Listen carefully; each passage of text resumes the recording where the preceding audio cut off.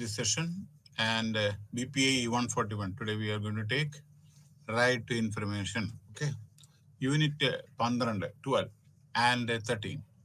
Two topics we are going to take. That is Unit 12 and Unit 13. BPA 141. Again, I am repeating right to information. Okay, so Unit 12. Judgments of the Supreme Court and High Courts instrument for facilitating RTA enforcement. അതായത് RTA right to information ആക്ടിനെ പറ്റിയിട്ട് supreme കോടതിയും ഹൈക്കോടതിമാരും ആക്കളും കുറേ judgement പുറപ്പെടുവിച്ചിട്ടുണ്ട്. അതെല്ലാം നമ്മുടെ ജനങ്ങളുടെ സംരക്ഷണത്തിന് വേണ്ടിയിട്ടും അറിയാനുള്ള ചില കാര്യങ്ങളൊക്കെ ഉണ്ടല്ലോ, അതറിയാനും ഒക്കെ കൂടി വേണ്ടിയാണ് ഈ റൈറ്റ് ടു ഇൻഫർമേഷൻ. മനസ്സിലായില്ലേ? അപ്പൊ അതുകൊണ്ട് പല ജഡ്ജ്മെന്റും വന്നിട്ടുണ്ട്. അത് ജനങ്ങൾക്ക് അത് പിന്നീട് അത് വളരെ പ്രയോജനപ്പെട്ടിട്ടുണ്ട്. So in this unit 12, introduction, right to information under the Indian constitution, judicial interpretation, ഓരോരോ ജുഡീഷ്യലിന്റെ ഇന്റർപ്രിട്ടേഷൻ ഒക്കെ വരും. കാരണം ഒരു ആക്ട് ഏത് വിധത്തിൽ ഇന്റർപ്രറ്റ് ചെയ്യും, ചില സമയത്ത് interpretation various provision by the Supreme Court, പല ഇന്റർപ്രിട്ടേഷൻ ഉണ്ട്. അപ്പൊ സുപ്രീം കോർട്ട് പല വിധത്തിലും അത് പറഞ്ഞിട്ടുണ്ട്. The RTA right to information important decision of the high courts.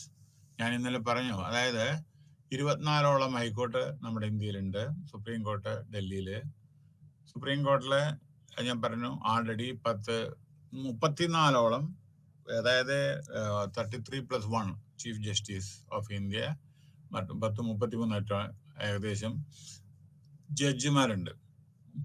പിന്നെ 24 ഹൈക്കോടതി ഉണ്ട്. അപ്പൊ 24 ഹൈക്കോടതി പറഞ്ഞാൽ 2-3 സംസ്ഥാനത്തിന് ഒരു ഹൈക്കോടതി ചിലതുള്ളത്, ചെറിയ ചെറിയ സംസ്ഥാനങ്ങൾക്ക്, മിസോറം, മേഘാലയ എന്നൊക്കെയുള്ള ഇതൊക്കെ ഉണ്ടല്ലോ, അതിനൊക്കെ ത്രിപുര, ഇതൊക്കെ ചെറിയ ചെറിയ സ്റ്റേറ്റുകളാണ്. അപ്പൊ അതിന് ചിലയിടത്തൊക്കെ ഒരു ഇതാണുള്ളത്. പഞ്ചാബ്, ഹരിയാന, ചണ്ഡീഗഡിലാണ് 2 സംസ്ഥാനത്തിന്. അപ്പൊ അങ്ങനെ വിചാരിക്കാതെ 28 സ്റ്റേറ്റ് ഉണ്ട്, 28 ഹൈക്കോർട്ട് ഉണ്ട്, അല്ല. ഓക്കെ, സോ അതിനെ പറ്റിയാണ്. Now introduction. ഇതെല്ലാം കോൺസ്റ്റിറ്റ്യൂഷണലി ക്രിയേറ്റഡ് ബോഡീസ് ആണത്, മറക്കരുത്. ഭരണഘടനാ പ്രകാരം നമ്മുടെ ഇന്ത്യൻ പാർലമെന്റിലും ലെജിസ്ലേറ്റീവ്, എക്സിക്യൂട്ടീവ്, ലെജിസ്ലേറ്റീവ്, അതേമാതിരി ജുഡീഷ്യറി, ഈ 3ഉം നമ്മുടെ ഭരണഘടനാ പ്രകാരം നടപ്പിലായതാണ്. The constitution of India does not expressly provide. അപ്പൊ നമ്മുടെ ഭരണഘടനയിലെ റൈറ്റ് ടു ഇൻഫർമേഷൻ വേണമെന്ന് പറഞ്ഞിട്ടില്ല, പക്ഷേ അതിലൊരു പ്രൊവിഷൻ ഉണ്ട്. അതായത് പാർട്ട് 3 അല്ലെ, നമ്മുടെ ഭരണഘടനയുടെ പാർട്ട് 3 ഫണ്ടമെന്റൽ റൈറ്റിനെ പറ്റിയിട്ട് പറഞ്ഞിട്ടുണ്ട്. പിന്നെ പാർട്ട് 4 ഭരണഘടനയുടെ കോൺസ്റ്റിറ്റ്യൂഷന്റെ part 4 dealing with directive principle, അതായത് സ്റ്റേറ്റുകളെ പാലിക്കേണ്ടതായ ചില കടമകളുണ്ട്. അതായത് agricultural, jail, irrigation, food, public distribution, ഇതൊക്കെ അല്ലേ, എഡ്യൂക്കേഷൻ ഒക്കെയാണ്. അപ്പൊ അതില് ആർട്ടിക്കിൾ 19(1)(a) ഭരണഘടനയുടെ പറയുന്നത് റൈറ്റ് ടു ഫ്രീഡം ഓഫ് സ്പീച്ചും എക്സ്പ്രഷനുമാണ്. നിങ്ങൾക്ക് സംസാരിക്കാനും അതേമാതിരി എക്സ്പ്രസ് ചെയ്യാനും, അതാണ് ഈ പത്രങ്ങളിലൊക്കെ ഉണ്ടല്ലോ, എല്ലാം റൈറ്റ് ടു ഇൻഫർമേഷൻ ആണ് ചിലത്. പക്ഷേ അവിടെ ഇത് ഇങ്ങനെ article 19(1)(a) of the constitution which confer the right to freedom of സ്പീച്ചും ആൻഡ് എക്സ്പ്രഷൻ മീൻസ് അത് includes right to information also. അപ്പൊ it comprehends right to know, right to receive information regarding matters of public concern. അപ്പൊ നിങ്ങളോ ഉദാഹരണം, കൊച്ചിയിലെ ബ്രഹ്മപുരം പ്ലാന്റിൽ തീ പിടിച്ചു, ഇനിയും കെട്ടിട്ടില്ല. ഓരോരുത്തർക്ക് പല സഫോക്കേഷനും അതും പ്ലാസ്റ്റിക് കത്തിയിട്ട് അങ്ങനെയൊക്കെയാണ്. അപ്പോ പലരും ഇത് കംപ്ലൈന്റ് ചെയ്തു. നമ്മുടെ ഇന്നലെ കലക്ടറെ മാറ്റി, ഇത് മാറ്റി അങ്ങനെ. പക്ഷെ എങ്ങനെ അറിഞ്ഞേ? കാരണം എന്താ വെച്ചാൽ ഇതിൽ കുറേ കറപ്ഷൻ കേസസ് ഉണ്ട്. ഇതെല്ലാം വെളിയിൽ വരികയാണ്. കാരണം എന്താന്ന് വെച്ചാൽ കോൺട്രാക്ട് അവാർഡ് തെറ്റാണ്, അതേമാതിരി അവർ പറയേണ്ട കാര്യങ്ങളൊന്നും ചെയ്തിട്ടില്ലെങ്കിൽ അവർ വലിയ ആക്ഷൻ എടുത്തിട്ടില്ല, ടെർമിനേറ്റ് ചെയ്തിട്ടില്ല. അതിന്റെ പരിണാമഫലമാണ് ഇപ്പോൾ കൊച്ചി അനുഭവിക്കുന്ന ഗ്യാസ് ചേമ്പറായിട്ട് പരിണമിച്ചിട്ടുണ്ട്. കുട്ടികൾക്കും സ്ത്രീകൾക്കും ഗർഭിണികൾക്കും എല്ലാം ശ്വാസതടസ്സം, ചുമ, അങ്ങനെ ഉള്ള എല്ലാവർക്കും ഉണ്ട്. കാരണം മൂടൽമഞ്ഞ്, ഭയങ്കര ചൂട്, അതേമാതിരിയാണ് ഇപ്പോൾ അനുഭവിച്ചുകൊണ്ടിരിക്കുന്നത്. അപ്പൊ ഇതൊക്കെ റൈറ്റ് ടു ഇൻഫർമേഷനാണ്. ഇതെന്താ സംഭവം എന്നൊക്കെ മനസ്സിലാവുന്നത്. ഈ അഴിമതിയുടെ കൂമ്പാരം, മാലിന്യങ്ങളുടെ കൂമ്പാരത്തിനൊപ്പം അഴിമതിയുടെ കൂമ്പാരം. അപ്പൊ ഇതൊക്കെ അറിയാനിടയായത് റൈറ്റ് ടു ഇൻഫർമേഷൻ ഇല്ലെങ്കിൽ ആരും അറിയില്ല, ഒന്നും അറിയില്ല. എന്താ വെച്ചാൽ ആരാ ഭരിക്കുന്ന പാർട്ടി അവരത് മുക്കും. ഇതിപ്പോ അത് പറ്റില്ല. കാരണം ടെൻഡർ ഏതാ കൊടുത്തിട്ട് അതിന്റെ കോപ്പി തരണം, കൊടുത്തോളണം. ആരൊക്കെയാണ് അവാർഡ് കൊടുത്തത് അതിന്റെ കോപ്പി. അപ്പോഴാണ് അറിയുന്നത് റൂളിംഗ് പാർട്ടിയുടെ ഒരാളുടെ മകളുടെ ഭർത്താവിനാണെന്ന്. എങ്ങനെയുണ്ട്? അപ്പോ this right also emanates from the preamble. ഭരണഘടന ആമുഖത്തിലുണ്ട്. അതായത് സിറ്റിസന്റെ സ്വാതന്ത്ര്യം, സ്വയം ആലോചിക്കാനുള്ളത്, എക്സ്പ്രസ് ചെയ്യാൻ. അപ്പൊ ഗാന്ധിജി അഹിംസയില് വിശ്വസിച്ചു, മനസ്സിലായില്ലേ? അതേമാതിരി അത് എക്സ്പ്രസ് ചെയ്തു. ബ്രിട്ടീഷുകാരോട് പറഞ്ഞു, നുണ പറയില്ല. സത്യസന്ധമായിട്ടാണ് നമ്മുടെ ഗാന്ധിജി നമ്മുടെയൊക്കെ സ്വാതന്ത്ര്യം കിട്ടാൻ ഫൈറ്റ് ചെയ്തു, മനസ്സിലായില്ലേ? Without any drop of blood and non-violent revolution, which was in the world over, which was appreciated. This unit also contains success story which motivate the stakeholders and citizens to make efforts to realize the transparency and accountability in the. അപ്പൊ അതിലെ ഓരോരോ സ്ഥലത്ത് ഇത് എങ്ങനെ implement ചെയ്യണം ഓരോരോ സംസ്ഥാനങ്ങളിലൊക്കെ, അത് എത്രത്തോളം സക്സസ് ഉണ്ടെന്നാണ് കാണിക്കുന്നത്. Right to information under the Indian constitution, judicial interpretation. ഇതിലെ ഏറ്റവും പ്രധാനപ്പെട്ട ഘടകം 1975 രാജനാരായണൻ ഉത്തർപ്രദേശിൽ, ഞാൻ പറഞ്ഞതെല്ലാം മാത്യു ജെ, അയാളുടെ രാജനാരായണന്റെ ഒരു കേസ് ഉണ്ടായിരുന്നു. അപ്പൊ എന്താണ് സീക്രട്ടായി എന്തോ ഒരു ഇൻഫർമേഷൻ ചോദിച്ചാൽ അയാൾക്ക് കൊടുത്തില്ല. അയാളെ നമ്മുടെ പണ്ടത്തെ ഇന്ദിരാഗാന്ധിയെ തോൽപ്പിച്ച MP ആണ് ഉത്തർപ്രദേശിലെ. പിന്നീട് തോറ്റു അയാള്, അത് വേറെ കാര്യം. ഇപ്പൊ മരിച്ചു, അതും വേറൊരു കാര്യം. പക്ഷെ ഒരു ഇത്ര most powerful lady, iron lady, അവരെ തോൽപ്പിച്ച ആളാണ് രാജനാരായൺ. ഓക്കെ, അപ്പൊ അയാളുടെ ഒരു കേസ് ഉണ്ടായിരുന്നു. ആ കേസിലെ വിധി പറഞ്ഞപ്പോൾ കോടതി പറഞ്ഞത് ഇറ്റ് മസ്റ്റ് ബി റെസ്പോൺസിബിൾ, അതായത് പബ്ലിക് ആയിട്ടുള്ള ഇതൊന്നും സീക്രട്ട് അല്ല. അയ്യോ സീക്രട്ട് ആണെന്ന് തരാൻ പറ്റില്ല എന്നൊക്കെ പറയുന്നില്ല. ഒന്നും സീക്രട്ട്, അത് ജനങ്ങൾ അറിയേണ്ട ഇതുണ്ട്, അവർക്ക് ബാധ്യതയുണ്ട്. ജനങ്ങളാണ് ടാക്സ് പേയേഴ്സ്. അപ്പോൾ പല കാര്യങ്ങളും ജനങ്ങൾ അറിയണം, അപ്പൊ കൊടുത്തേ പറ്റൂ. അതാണ് important judgement. The people of this country have a right to know every public act. എല്ലാ ഇതും എന്തെല്ലാം ചെയ്തു എന്ന് അറിയാനുള്ള അവകാശം ജനങ്ങൾക്കുണ്ട്. Everything that is done in a public way by the public functionaries, they are entitled to know. ജനങ്ങൾക്ക് അറിയാനുള്ള ആഗ്രഹമുണ്ട്. Particulars of every public transaction അറിയാലോ. ഒന്നും ഞാൻ എലാബറേറ്റ് ചെയ്യുന്നില്ല. ഒന്ന് പത്രം വായിച്ചാൽ മതി, അല്ലെങ്കിൽ TV ഓൺ ചെയ്താൽ മതി. എന്തിനാണ് വെറുതെ ഞാൻ എൻ്റെ എനർജി കളയുന്നത്? കാരണം എവറി പബ്ലിക് ട്രാൻസാക്ഷനിലെ അതിൽ കമ്മീഷൻ, അതേമാതിരി ഇവിടെ മാത്രമല്ല എല്ലായിടത്തും ഉണ്ട് കേട്ടോ.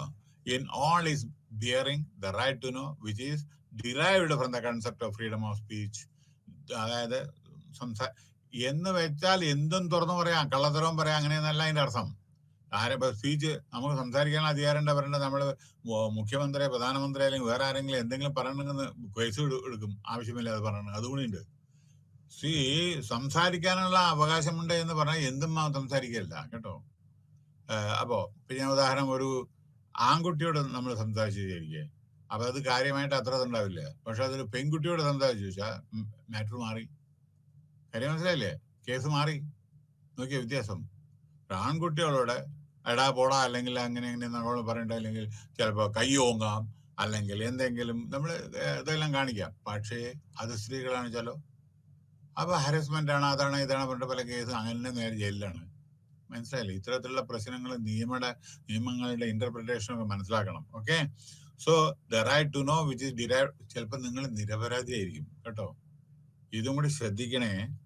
ചിലപ്പോൾ നിങ്ങൾ നിരപരാധിയായിരിക്കും, പക്ഷെ ചിലപ്പോൾ എന്നാലും അത് ചില സാഹചര്യങ്ങളിൽ നിങ്ങൾ കുടുങ്ങും. സത്യസന്ധത നമ്മൾ കാണിച്ചാലും ശരി, ചിലപ്പോൾ ഇതേമാതിരി ചില വികടസരസ്ഥിതികൾ ഉണ്ടാവും. ചിലപ്പോൾ എന്തെങ്കിലും നമ്മൾ, അതായത് ഇങ്ങനത്തെ ഓരോ പ്രശ്നങ്ങള്, ഇപ്പൊ ഞാൻ ഉദാഹരണം, ഒരു ഓഫീസർ അയാൾ സത്യസന്ധമായി ജോലി ചെയ്യുന്നു. സപ്പോസ് ഇതെല്ലാം ഞാൻ എന്താ പറയുക, ഇത് നടന്നുകൊണ്ടിരിക്കുന്നതാണ്. എന്തിനെ നടന്നുകൊണ്ടിരിക്കുന്ന ഒരു ഓഫീസറെ സത്യസന്ധനായിട്ട് ജോലി ചെയ്യുന്നു വിചാരിക്കുക, അയാൾ അഴിമതി ചെയ്യില്ല വിചാരിക്കുക, നിലവിൽ താഴെയുള്ളവരെ മുഴുവൻ അഴിമതി നിറഞ്ഞതാണ് വിചാരിക്കുക. അപ്പോ ഈ ഓഫീസർ എങ്ങനെയെങ്കിലും കൊടുക്കാൻ നോക്കും. ഇയാൾ ഇവിടുന്ന് പോയാലാണ് ഞങ്ങൾക്ക് വല്ല കാശ് സമ്പാദിക്കാൻ പറ്റും എന്നുള്ള നില വരും. കാരണം എന്താ അറിയോ? അതിന്റെ കാരണം ഈ ഇരിക്കുന്ന ആളുകളെല്ലാം പൈസ കൊടുത്തിട്ടായിരിക്കും അവിടെ ജോലി വാങ്ങിയാണ് പലയിടത്തും, എത്രയോ ലക്ഷങ്ങൾ. അപ്പൊ അവരെവിടുന്ന് ഈടാക്കണം? അവര് ശമ്പളം മതിയല്ലോ, പോരല്ലോ. ചിലപ്പോ ഈ 40 ലക്ഷം 30 ലക്ഷം ഒക്കെ കൊടുത്താൽ ഒരു ജോലി വാങ്ങിയാൽ അത് എവിടുന്ന് ഈടാക്കുക? പബ്ലിക്കിൽ നിന്നല്ലേ പറ്റൂ. നിങ്ങൾ അങ്ങനെ ചെയ്യണമെന്നല്ല പറഞ്ഞു കേട്ടോ. ഒരിക്കലും ചെയ്യരുത്, ഒരിക്കലും ചെയ്യരുത്. കറപ്ഷനോ ഡവറി ഇതൊന്നും പാടില്ല, ശാശ്വതമല്ല. ഇത് അനർത്ഥമാണ്. ചില സമയത്ത് നിങ്ങൾക്ക് ദുഃഖിക്കേണ്ടി വരും. മനസ്സിലായോ? ഇപ്പൊ ഇത് പറയാനുള്ള ഒരു കാരണം ഞാൻ പറയാം, ഉദാഹരണ സഹിതം ഞാൻ പറയാം. സത്യസന്ധനായ ഒരു സിവിൽ എഞ്ചിനീയർ എൻ്റെ ഒപ്പം ജോലി ചേർന്നു ഹൈദരാബാദില്. വളരെ സത്യസന്ധൻ. കോടിക്കണക്കിന് രൂപയുടെ ബൗണ്ടറി വാള്, എത്രയോ ഡിഫൻസിന്റെ ബൗണ്ടറി വാൾ അയാളാണ് ഉണ്ടാക്കിയത്. ബിൽഡിങ് അന്നത്തെ 50 കോടി ഒരു ബിൽഡിങ്, അതെല്ലാം സൂപ്പർവിഷനും ടെൻഡർ ഡോക്യുമെന്റ് ഉണ്ടാക്കിയതും എല്ലാം അയാളാണ്. അങ്ങനെ ഒരു കോൺട്രാക്ടർക്ക് കൊടുത്തു. ആ കോൺട്രാക്ടറുടെ ആദ്യത്തെ വർക്കാണത്. അതിനുശേഷം ആ കോൺട്രാക്ട് ആന്ധ്രാപ്രദേശിലെ one of the biggest contract ആയിട്ട് പരിണമിച്ചു. കാരണം ഇത് കോട്ട് ചെയ്തിട്ട്, കാരണം സെൻട്രൽ ഗവൺമെന്റ് ഞാൻ കോൺട്രാക്ട് ചെയ്തിട്ടുണ്ട് പറഞ്ഞിട്ട് എത്ര 30 കോടിയോ 40 കോടിയോ ചെയ്തിട്ടുണ്ട് പറഞ്ഞു. അയാൾക്ക് വിജയവാഡ അതേമാതിരിയുള്ള നാഷണൽ ഹൈവേ പല കോൺട്രാക്റ്റും കിട്ടി. പക്ഷേ ഇവിടെ ഞാൻ പറയാൻ പോകുന്നത്, ഈ ആള് എൻ്റെ ഉറ്റ സുഹൃത്താണ്. 10 പൈസ പോലും ഒരു, അതായത് നമ്മൾ ബില്ലൊക്കെ ക്ലിയർ ചെയ്യുമ്പോൾ ചില സമയത്ത് 5% 10% സിവിൽ എഞ്ചിനീയർക്കാണ്, അല്ലെങ്കിൽ എഞ്ചിനീയർമാരൊക്കെയാണ്. അയാൾ ഒരു നയാ പൈസ പോലെ അയാൾ വാങ്ങില്ല. വളരെ സത്യസന്ധനാണ്. കാരണം എൻ്റെ എപ്പോഴും വീട്ടിൽ വന്നിട്ട് ഞങ്ങളെല്ലാം ഒരുമിച്ച് ഭക്ഷണം കഴിക്കുന്ന ആളുകളാണ് കേട്ടോ. പക്ഷെ ഓർത്തോളൂ, ഞാൻ ഇവിടെ മാറ്റം വരെ നോക്കിക്കൊള്ളൂ. അങ്ങനെ ഈ അവസാനം ഈ കുറെ കാലം കഴിഞ്ഞ് ബിൽഡിംഗ് എല്ലാം കൺസ്ട്രക്ഷൻ ഇതെല്ലാം ചെയ്തതിന് ശേഷം ഒരു കോൺട്രാക്ടർ ഇയാൾക്ക് എന്തോ ഗിഫ്റ്റ് കൊടുത്തു. അയാൾ സ്വീകരിച്ചില്ല, നമ്മുടെ മലയാളി സ്വീകരിച്ചില്ല. അവസാനം ആ കോൺട്രാക്ടർ ഒരു വാക്ക് പറഞ്ഞു, എന്നെങ്കിലും എപ്പോഴെങ്കിലും നിങ്ങൾക്ക് ഒരു ജോലിയോ ഏതെങ്കിലും ടോപ്പ് പൊസിഷൻ ഇരിക്കണം വെച്ചാൽ ഒരു ടെലിഫോൺ എനിക്ക് ചെയ്യൂ. എൻ്റെ വീട്ടിലത്തെ നമ്പർ ഇതാണ്, കോൺഫിഡൻഷ്യൽ നമ്പർ ഇതാണ്. Always you are welcome, because I want such honest person so that I can 100% faith on this officer എന്ന് പറയണ്ടായി. അപ്പോ അങ്ങനെ ഇരിക്കുന്ന ഒരാള് അവസാനം ഹൈദരാബാദിലായി സംഭവം. അവസാനം ഞാൻ ഇദ്ദേഹത്തിന് കേരള പബ്ലിക് സർവീസ് കമ്മീഷൻ മുഖാന്തരം അയാൾക്ക് നമ്മുടെ നോർത്ത് കേരളയില് വളരെ എക്സിക്യൂട്ടീവ് എഞ്ചിനീയറോ എന്തോ ഡെപ്യൂട്ടി എഞ്ചിനീയറോ എന്തോ ആയിട്ട് സെലക്ഷൻ കിട്ടി. ഒരിക്കലും അത് സെൻട്രൽ ഗവൺമെന്റ് ആണ് ഞങ്ങൾ ജോലി ചെയ്തിരുന്നത്. ഒരിക്കലും അയാള് രാജിവെച്ച് ഇങ്ങോട്ട് വരാൻ തയ്യാറുണ്ടായിരുന്നില്ല. അയാൾ കരയേണ്ടത്, ഞാൻ ഈ ജോലി കഴിഞ്ഞിട്ട് ഞാൻ കേരളത്തിലേക്ക് പോവില്ല, അങ്ങനെയാണ് ഇങ്ങനെയാണ് അതാണ് ഇതാണ്. കാരണം അയാൾക്കറിയാം അന്തരീക്ഷം ഇവിടെ എന്താണെന്ന് ചില സമയത്ത്. അപ്പൊ അത് കേൾക്കൂ. അവസാനം ഞങ്ങൾ ഇപ്പം കരച്ചിൽ തന്നെ 2-3 ദിവസം കരച്ചിൽ. ഞാൻ പോയില്ല, കേരളത്തിലേക്ക് പോയില്ല, എനിക്ക് ആ ജോബ് വേണ്ടെന്നൊക്കെ പറഞ്ഞിട്ട്. ഏത് സെൻട്രൽ ഗവൺമെന്റ് ജോബ് വലിച്ചെറിഞ്ഞിട്ട് സ്റ്റേറ്റ് ഗവൺമെന്റിലേക്ക് വരണ്ടാന്ന്. നമ്മുടെ അതും അവന്റെ നാട് അവിടെ തന്നെ, വീട്ടിന്റെ അടുത്താണ് അവൻ ജോലി. അതാണ് ഏറ്റവും രസകരമായ സംഭവം. നോർത്ത് കേരള വീട്ടിന്റെ അടുത്ത്, വളരെ 1 കിലോമീറ്റർ. മനസ്സിലായി? വലിയ സീനിയർ പോസ്റ്റ് ഗവൺമെന്റിന്റെ, സ്റ്റേറ്റ് ഗവൺമെന്റ്. അവന് വേണ്ട, ഞാൻ ഇത്ര ദൂരത്തിൽ വന്ന് ജോലി ചെയ്താൽ എനിക്ക് സമാധാനം, അടുത്ത് എനിക്ക് ജോലി ചെയ്യാൻ പറ്റില്ല എന്ന് പറയും. അപ്പൊ അവസാനം 3 ദിവസം ഞങ്ങൾ എൻ്റെ വീട്ടിൽ വന്ന് കരഞ്ഞു. ഞങ്ങൾ അല്ലല്ല പോകണം തള്ളി വിട്ട് അവൻ അവിടുത്തെ പോന്നു. ഈവൻ അവന്റെ ലഗേജ് പോലും അവിടെ റൂമിലിട്ട് പോകുന്നുണ്ട്. മനസ്സിലായില്ലേ? പിന്നെ ലഗേജ് പിന്നീടൊക്കെ അയച്ചു. അങ്ങനെ ഇവിടെ വന്ന് ജോയിൻ ചെയ്തു. കേട്ടോളൂ, ഇതെല്ലാം കഴിഞ്ഞു, കഥയെല്ലാം കഴിഞ്ഞു. കുറെ കഴിഞ്ഞിട്ട് ഒരു പ്രാവശ്യം എനിക്ക് ഇതെല്ലാം കഴിഞ്ഞിട്ട് ഒരു പ്രാവശ്യം അവിടുന്ന് ട്രാൻസ്ഫർ ആയിട്ട് എനിക്ക് ഇവിടേക്ക് വരേണ്ടി വന്നു, കേരളത്തിലേക്ക്. അപ്പം ഞാൻ പ്രിൻസിപ്പളായിട്ട് ജോലി ചെയ്യുന്ന സമയത്ത് ഒരു ദിവസം ഇവൻ ഇവിടെയാണെന്ന് പറഞ്ഞിട്ട് ഞാൻ അവന് ടെലിഫോൺ ചെയ്തിട്ടു, നമുക്ക് കാണാം, ഒരു പ്രാവശ്യം കാണാം നമുക്ക്. അപ്പൊ എന്നോട് പറഞ്ഞു, ചേട്ടാ വരണ്ട, ഞാൻ കാർ ജീപ്പ് അയക്കാം. കാരണം എക്സിക്യൂട്ടീവ് എഞ്ചിനീയറാണ് അയാൾക്ക്. ഗവൺമെന്റിന്റെ ഇതുണ്ടല്ലോ ജീപ്പ്. അത് കളക്ടറേറ്റിൽ എനിക്കൊരു മീറ്റിംഗ് ഉണ്ട്, അപ്പൊ ഞാൻ ജീപ്പ് അയക്കാം, അതിലോട്ട് വന്നാൽ മതി, ഞാൻ ഉണ്ടാവില്ല. കളക്ടറേറ്റിൽ മീറ്റിംഗ് കഴിഞ്ഞ് ഞാൻ അവിടെ നിൽക്കാം എന്നും പറഞ്ഞിട്ട് അയാള് എനിക്ക് ജീപ്പ് അയച്ചു. അപ്പൊ അയാളുടെ വീട്ടില് ഞാൻ പോയി ഭക്ഷണം കഴിച്ചു. അപ്പൊ അയാള് പറയണ കേട്ടോളൂ, എന്താ എങ്ങനെയുണ്ട്, how is how was Hyderabad and how is our home town. അപ്പൊ അയാള് പറയാണ്, 10 പൈസ ചെലവ് എനിക്കില്ല, പച്ചക്കറി തന്നെത്താനെ വന്നുകൊണ്ട് ഓരോരുത്തർ തരും, തേങ്ങ തന്നെത്താനെ കൊണ്ടുവന്ന് തരും, ഇടയ്ക്കിടയ്ക്ക് വെള്ളം കൊടുത്താൽ മതി. കാരണം വാട്ടറിന്റെ ഇറിഗേഷന്റെ ആണ് പഴശ്ശിഡാം, വളപട്ടണം പുഴ. അതിന് മുഴുവൻ കണ്ണൂർ സിറ്റിയുടെ വാട്ടർ സപ്ലൈ ഇൻചാർജാണ് ഇത്. നമ്മുടെ മട്ടന്നൂർ, പേരാവൂർ, ഇതേമാതിരിയുള്ള നമ്മുടെ തളിപ്പറമ്പ്, അതേമാതിരിയുള്ള സ്ഥലങ്ങൾക്ക് മുഴുവൻ വാട്ടർ സപ്ലൈ ഇജാജകൾ. അപ്പോ തന്നെത്താൻ ആളുകൾ പച്ചക്കറിക്ക് അവിടെ കർഷകരൊക്കെ ഉണ്ടല്ലോ, തന്നെ വീട്ടിൽ കൊണ്ടുവന്നിട്ട് ഞങ്ങൾക്ക് തക്കാളി ആയിക്കോട്ടെ വേറെ എന്തെങ്കിലും ആയിക്കോട്ടെ ഒരു ചെലവില്ല കേട്ടോ എന്നോട് പറഞ്ഞു. ഇത് കഴിഞ്ഞിട്ട് അടുത്ത ഊണ് കഴിഞ്ഞിട്ട് വേറൊരു ഉത്തരം പറഞ്ഞു. അതാണ് ഇവിടെ പ്രാധാന്യം. ഇതൊക്കെ പോട്ടെ, ഞാൻ എന്തുകൊണ്ടാ കഥ പറയണം നോക്കോളൂ. Second part. ഊണ് കഴിഞ്ഞിട്ട് ഞാൻ ഇരിക്കുമ്പോൾ അവനെന്തോ മധുരം എന്തോ തന്നു, എനിക്ക് പായസമോ വേറെ എന്തോ ഐസ്ക്രീം എന്തോ തന്നു. അങ്ങനെ ഇരിക്കുമ്പോൾ ചേട്ടാ ഒന്ന് കാര്യം പറയാൻ മറന്നു. ഞാൻ ഒരു വീട് പണിയുന്നുണ്ട്, ഒരു അടുത്ത് തന്നെയാണ്. അപ്പൊ ഇത്ര സ്ക്വയർ ഫീറ്റ് ആണ്, അതാണ് ഇതാണ്. ഞാൻ പറഞ്ഞു തമാശക്ക് ഞാൻ ചോദിച്ചു, എടോ തനിക്ക് ഇവിടെ നിന്ന് ഇത്ര പൈസ കിട്ടിയേ? ഗവൺമെന്റ് ഇപ്പൊ അറിയാലോ എന്താ സ്റ്റേറ്റ് ഗവൺമെന്റ്, അന്നൊക്കെ സ്റ്റേറ്റ് ഗവൺമെന്റ് അല്ലേ, നമുക്ക് എവിടെ നിന്ന് പൈസ കിട്ടിയെന്ന്. അപ്പൊ പറയാണ്, നദി ഒഴുകുമ്പോ ഒഴുക്കിനോ എതിരെ നീന്താൻ പാടില്ല ചേട്ടാ, ഒഴുകുമ്പോ അതിനോടൊപ്പം ഒഴുകണം, അല്ലെങ്കിൽ ഇവിടെ നിക്കക്കള്ളിയില്ല. കാരണം അയാൾ പറയുന്ന കാര്യം എന്താണെന്ന് വെച്ചാൽ നോക്കിക്കോളൂ. ഞാൻ വാട്ടർ എക്സിക്യൂട്ടീവ് എഞ്ചിനീയർ ആണ്.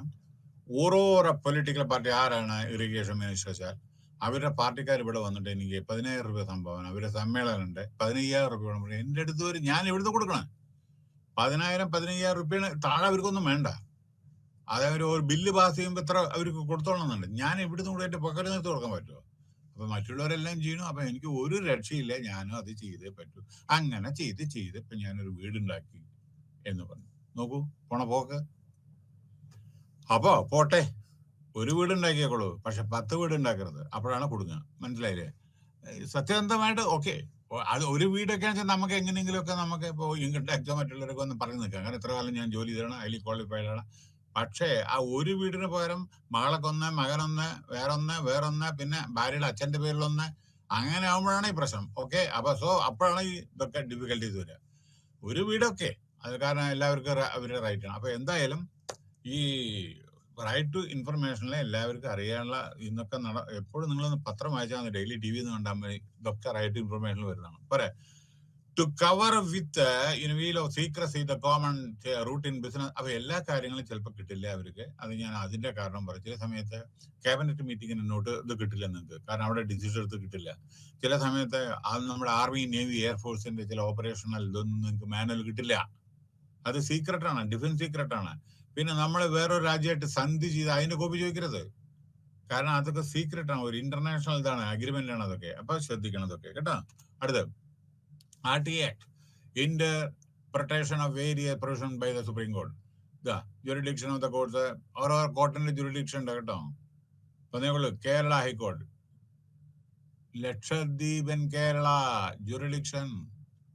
ബോംബെ ഹൈക്കോർട്ട്, മഹാരാഷ്ട്ര ആൻഡ് ഗോവ ആയിരുന്നു. മനസ്സിലായോ? Suppose Madras high court, Pondicherry and, കാരണം പോണ്ടിച്ചേരി പറഞ്ഞ ചെറിയൊരു സ്ഥലമാണ്. അപ്പൊ അങ്ങനെ ജുറിഡിക്ഷൻ ഉണ്ട് അവരുടെ കോർട്ടിന്. മനസ്സിലായില്ലേ?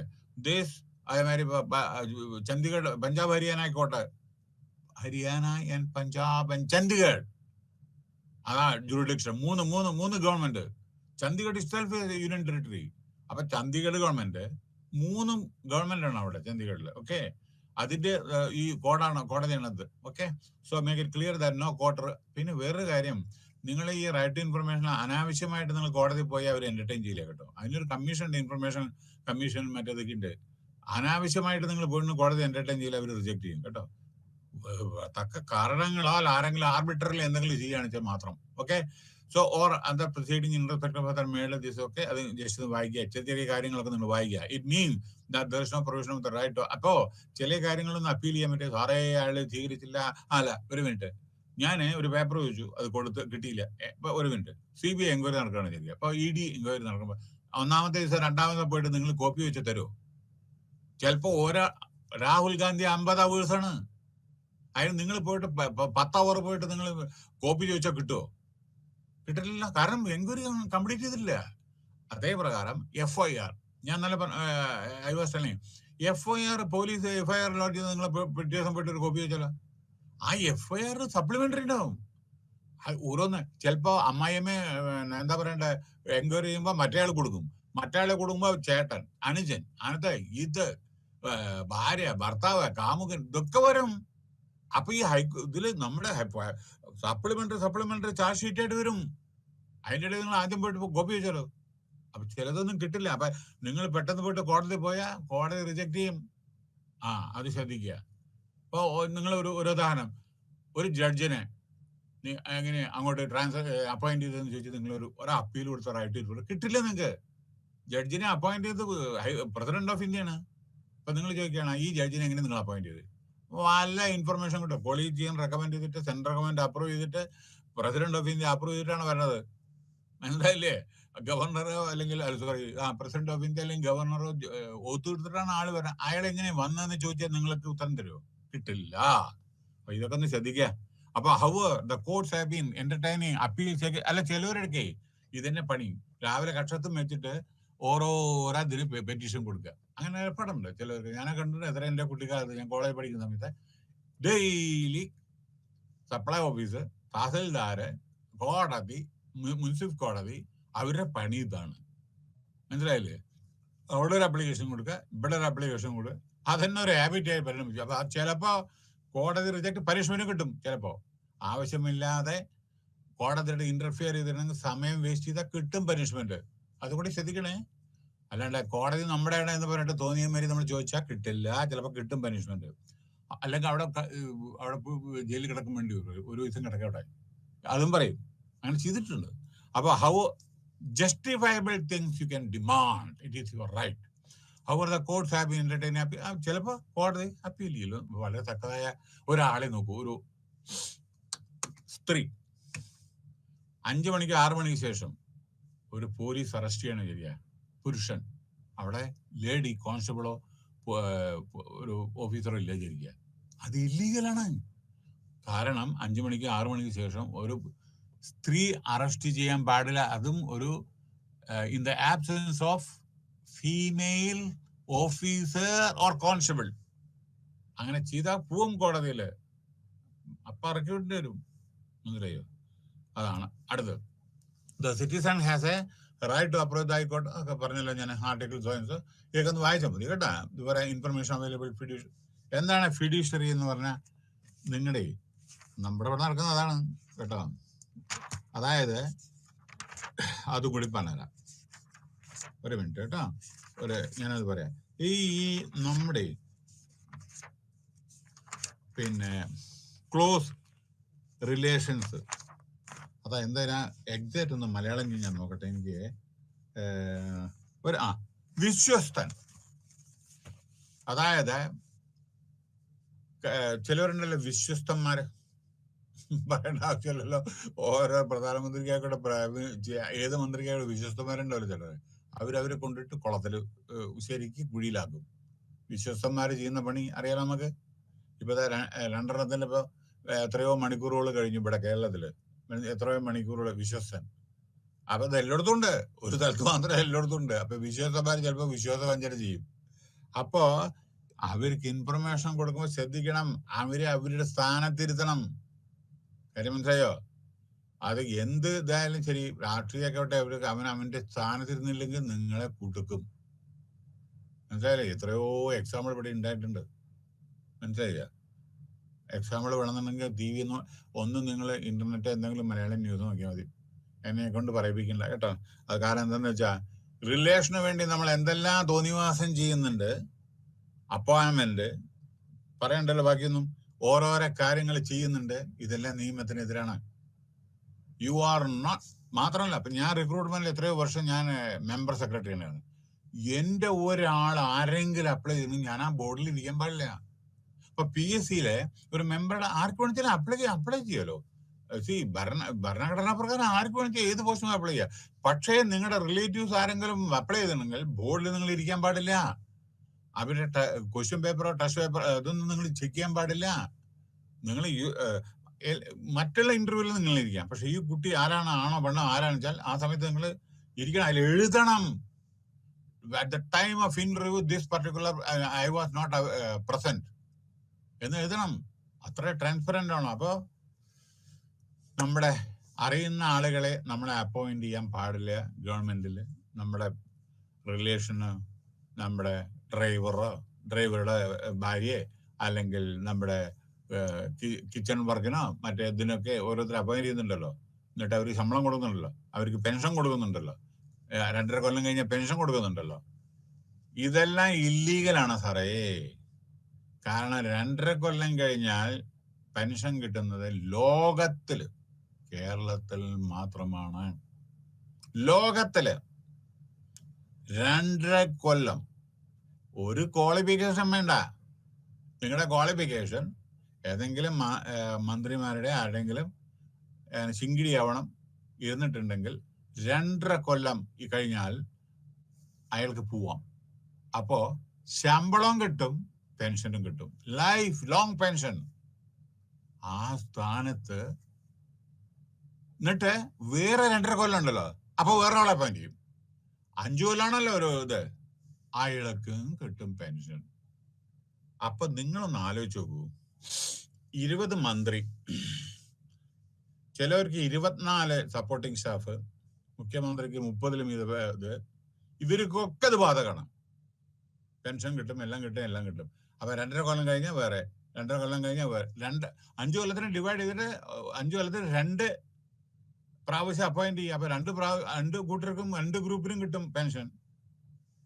ഇനി ഞാൻ നിങ്ങളോടൊന്ന് പറയട്ടെ, ഇത് പറയാൻ കാരണം എന്താന്ന് വെച്ചാൽ, ഇപ്പോഴത്തെ ഗവർണറിനെ നിങ്ങൾക്ക് അറിയാതൊക്കെ സംഭവം. അതോ ഈ അപ്പോയിന്റ്മെന്റ് കിട്ടുന്ന ആളുകളുടെ യോഗ്യത ഒന്നും കാണണം. അല്ല, ഭയങ്കരാണ്. അവനവന്റെ പേരെഴുതാൻ പോലും അറിയില്ല. 1-ാം ക്ലാസ്, 2-ാം ക്ലാസ്, 3-ാം ക്ലാസ്, ഇതൊക്കെയാണ് ചിലവരുടെ അവരുടെ കാര്യമാണ് പറഞ്ഞത്. പെൻഷനും മറ്റേതൊക്കെ, ശമ്പളം, അയാൾ മരിച്ച ഭാര്യയ്ക്ക് ശമ്പളം. നിങ്ങളൊന്ന് ആലോചിച്ച് നോക്കൂ. സെൻട്രൽ ഗവൺമെന്റില് 30ഓളം കൊല്ലം ഞാൻ ജോലി ചെയ്തതാണ്. 4 മെറിറ്റോറിയൽ സർവീസ് ഞാൻ മേടിച്ചതാണ് സെൻട്രൽ ഗവൺമെന്റിന്റെ. 1 KR നാരായണന്റെ. എനിക്ക് പെൻഷൻ ഇല്ല. അതായത് തൊഴിലുറപ്പ് പദ്ധതിക്കാർക്കും ഹെഡ് ലോഡ് വർക്കേഴ്സിനും അല്ലെങ്കിൽ ക്ഷേമ പെൻഷനെങ്കിലും 1600 രൂപയുണ്ട്. ഞാൻ ഡിഫൻസിലും ISROയിലും ഒക്കെ ജോലി ചെയ്ത് വളരെയധികം കഠിനാധ്വാനം ചെയ്ത് ഹൈ ലെവലെത്തി ഹൈ പൊസിഷനിൽ ഇരുന്ന ആൾക്ക് എനിക്ക് പെൻഷൻ ഇല്ല. ആ സ്ഥാനത്ത് വിദ്യാഭ്യാസം വളരെ കമ്മിയായ പലർക്കും ഇതേമാതിരി 2.5 കൊല്ലം കഴിഞ്ഞിട്ട് ഇപ്പൊ എനിക്ക് അവർ കിട്ടിയോണ്ട് എനിക്ക് അതുകയല്ലേ, അങ്ങനെയൊന്നും തെറ്റിദ്ധരിക്കും. എനിക്ക് ഇവരുടെ വേണ്ടേനി. അതല്ല, അർഹിക്കുന്നത് മാത്രമേ മേടിക്കാവൂ. നിങ്ങളുടെ എലിജിബിലിറ്റി, നിങ്ങളുടെ പ്രകാരം നിങ്ങൾക്ക് കിട്ടുകയാണ് അത് ഇതാണ്. മറ്റുള്ള ഇതേമാതിരി ചെയ്യുന്നത് എന്തിന്റെ അർത്ഥം? അത് അതിന് ക്വാളിഫിക്കേഷൻ വേണ്ടല്ലോ. പിന്നെ ഏറ്റവും ട്രാജഡി എന്താണെന്ന് വെച്ചാൽ, there is no in our constitution no qualification is fixed for the politicians. ഒരു LDCക്ക് ഇത് വേണം, ഗ്രാജുവേറ്റോ അല്ലെങ്കിൽ വേറെ എന്തെങ്കിലും വേണം.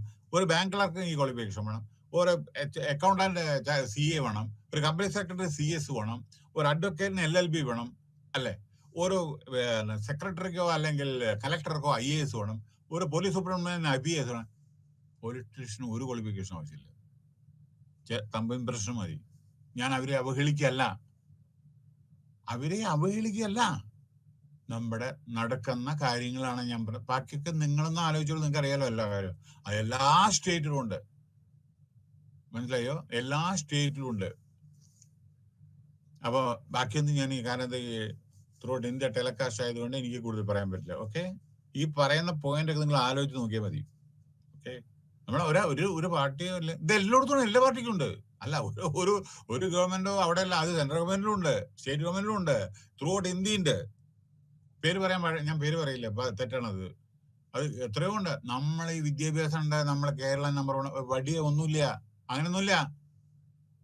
You know what is the actual position? The only still 92% to 94% വരെയാണ് ഉള്ളൂ. അതും ഈ മെട്രിക്കുലേഷൻ വരെയാണ്. പ്രൈമറി എഡ്യൂക്കേഷൻ ആണല്ലോ. നിങ്ങൾ സെക്കൻഡറി എഡ്യൂക്കേഷൻ, ഗ്രാജുവേഷൻ പോയാൽ നമ്മുടെ റാങ്ക് ഏറ്റവും താഴെയാണ്. പോസ്റ്റ് ഗ്രാജുവേഷൻ അതിലും താഴെയാണ്. നമ്മുടെ PhDക്ക് 2% ആണ്. എപ്പോട്ടെ നിങ്ങളുടെ ക്വാളിഫിക്കേഷൻ ലിറ്ററസി പറയുന്നത്? എത്രയോ ആളുകൾ ഇല്ലിറ്ററേറ്റ് ഉണ്ട് നമ്മുടെ ഇന്ത്യയിൽ തന്നെ. നമ്മുടെ കേരളത്തിന് എത്രയോ ഇല്ലിറ്ററേറ്റ് ഉണ്ട്. നമ്മൾ പറയുന്നു വി ആർ നമ്പർ 1. അങ്ങനെയല്ല. കാരണം ഞാൻ പറയാം, നമ്മളെ ഓവർടേക്ക് ചെയ്ത സ്റ്റേറ്റുകളുണ്ട്. Now, you take the example of Chandigarh.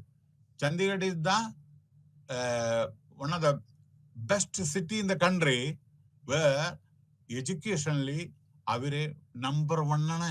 അവരും സിറ്റി ഇത് സ്റ്റേറ്റിൽ 100%. പക്ഷെ ഒരു കാര്യമുണ്ട്, ഈ 100 അല്ലെങ്കിൽ ABCD പറഞ്ഞ നിങ്ങൾക്ക് എഴുതാൻ വായിക്കാൻ അറിഞ്ഞു എന്നല്ല അർത്ഥം. അത് ഫോളോ അപ്പ് ചെയ്യണം. ഇപ്പൊ വയസ്സന്മാരായാലും ശരി, അത് ഫോളോ അപ്പ് ആക്ഷൻ ഇല്ലേ നമ്മള്. ഇത് വെറുതെ പേപ്പറിൽ കാണിക്കാൻ വേണ്ടിയിട്ട് നമ്മൾ കാണിക്കും.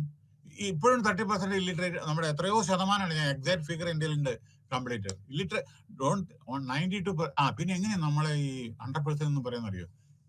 യുനെസ്കോന്റെ ഇത് പ്രകാരം, UNO ഗൈഡ് ലൈൻസിന്റെ പ്രകാരം 92 മീതെ നമ്മൾ 100 കൺസിഡർ ചെയ്യാം. പക്ഷെ ഇത് പ്രൈമറി എഡ്യൂക്കേഷനാണെന്ന് മറക്കരുത്. കോളേജ് എഡ്യൂക്കേഷനിലും ഹയർ ഇതിന്റെ കോളേജിലും നമ്മൾ വളരെ പിന്നിലാണ്. മനസ്സിലായോ? കോമ്പറ്റേറ്റീവ് എക്സാമിനേഷനും നമ്മൾ കമ്മിയാണ്. ഞാൻ പാസ്സാവുന്നില്ലെന്നോ IAS എടുക്കുന്നില്ലെന്നോ IPS എടുക്കുന്നില്ല ഞാൻ പറഞ്ഞിട്ടില്ല. മറ്റുള്ള എഞ്ചിനീയറാണെന്ന് ഞാൻ പറഞ്ഞിട്ടൊന്നുമില്ല. പക്ഷെ പാലക്കാട് ITI തുറന്നപ്പോ ഒറ്റ കുട്ടി ഉണ്ടായിരുന്നില്ല കേരളത്തിൽ നിന്ന്. പാലക്കാട് IIT തുറന്ന് ഫസ്റ്റ് പേജ് ഒരു കുട്ടി ഉണ്ടായിരുന്നില്ല ഇവിടുന്ന് കേരളത്തിൽ നിന്ന്. 4 മാസമില്ല. മനസ്സിലായോ? ആ സ്ഥിതിനെ ഇന്നും IIM-ല് വളരെ തുച്ഛമായ ആളുകളാണ് പാസ്സാവുന്നത്. എന്തുകൊണ്ട്? കോമ്പറ്റേറ്റീവ് എക്സാമിനേഷനില് നമ്മള് പ്രോപ്പറായിട്ട് നമ്മൾ ഫെയർ ചിലരുണ്ട്. നമ്മൾ IAS-ലൊക്കെ 1ഉം 2ഉം ഒക്കെയാണ്. ഇപ്പൊ ഈ പറഞ്ഞ നമ്മുടെ കലക്ടർ 2ാം റാങ്കാണ് എത്തിയാണ്. എല്ലാവരും ഉണ്ട്. ഞാൻ അതിനെ പറ്റിയിട്ടല്ല പറഞ്ഞത്. പക്ഷെ നമ്മൾ ഓവറോൾ നമ്മൾ എടുക്കുകയാണ് സമയത്ത് long way to go. That's all. മനസ്സിലായില്ലേ? നമ്മളെ ഇല്ലാത്തത് നമ്മൾ ഉണ്ടെന്ന് പറയാതെ, ഉണ്ടെന്നുള്ളത് ഇല്ലാത്തതും അങ്ങനെയും പറയരുത്. കാരണം യഥാർത്ഥ സ്ഥിതി ഇപ്പൊ ഞാൻ പറയട്ടെ, കേരള ഈ സെൽഫ് സഫിഷ്യന്റ് ഫുഡ് ഡിസ്ട്രിബ്യൂഷൻ ഒക്കെ നല്ലതാണ് അതെന്നൊക്കെ പറയുന്നില്ലേ. ഇവിടെ ഇതില്ലേ നമ്മുടെ പോവർട്ടി ഇല്ലേ ഇവിടെ. നിങ്ങൾ പറയാം ഇല്ലില്ല വളരെ സൂക്ഷിച്ചാണ് നമ്മുടെ റേഷൻ ഷോപ്പ് എല്ലാം ഫങ്ഷൻ ചെയ്യുന്നുണ്ട്, അങ്ങനെയാണ് ഇങ്ങനെയാണ് എന്നൊക്കെ പറയാം. ഞാൻ പറയണ Nilambur, Attappadi, so many other places ഒരു നേരം ഭക്ഷണം കഴിക്കാൻ പോലും ഇല്ല ചിലവർക്ക്. ഇതും നിങ്ങൾ അന്വേഷിക്കൂ. കുറ്റങ്ങളല്ല പറയുന്നത്. അപ്പൊ ഇതൊക്കെ ഇനി I am not at all talking about Kerala. What out Andhra Pradesh, what out ഒറീസയില് കാൽഹണ്ടിയില് എത്ര ആളാ പട്ടിണി കിടന്ന് മരിച്ച പണ്ട്. ഇപ്പോഴും ഉണ്ട് ബീഹാർ, ഇപ്പോഴും ഉണ്ട് ജാർഖണ്ഡില്. അപ്പൊ നമ്മള് പ്രോഗ്രസ് ചെയ്ത് പറഞ്ഞാൽ വരാ ഏത് എക്സ്റ്റൻഡിൽ എത്തിയെന്നും കൂടി നോക്കണം നമ്മള് കേട്ടോ. 75 കൊല്ലായി ഇന്ത്യക്ക് സ്വാതന്ത്ര്യം കിട്ടി. 75 കൊല്ലം. ഞാനത് ക്രിട്ടിസൈസ് ചെയ്യല്ല കേട്ടോ, അങ്ങനെയല്ല. നല്ലത് നമുക്ക് വരണം, ജനങ്ങൾ ഹാപ്പി ആവണം. നമ്മൾ വെൽഫെയർ സ്റ്റേറ്റ് ആണ്. ഓരോരോ ആളുകളുടെയും ഡ്യൂട്ടിയാണ് നമ്മൾ നന്നാവണം, നമ്മുടെ ഒപ്പം മറ്റുള്ളവരെ നന്നാവണം.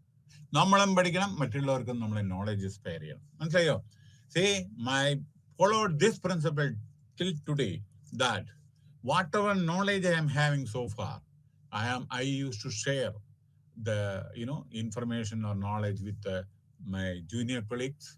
So sharing of information and knowledge, it is a noble cause that I believe.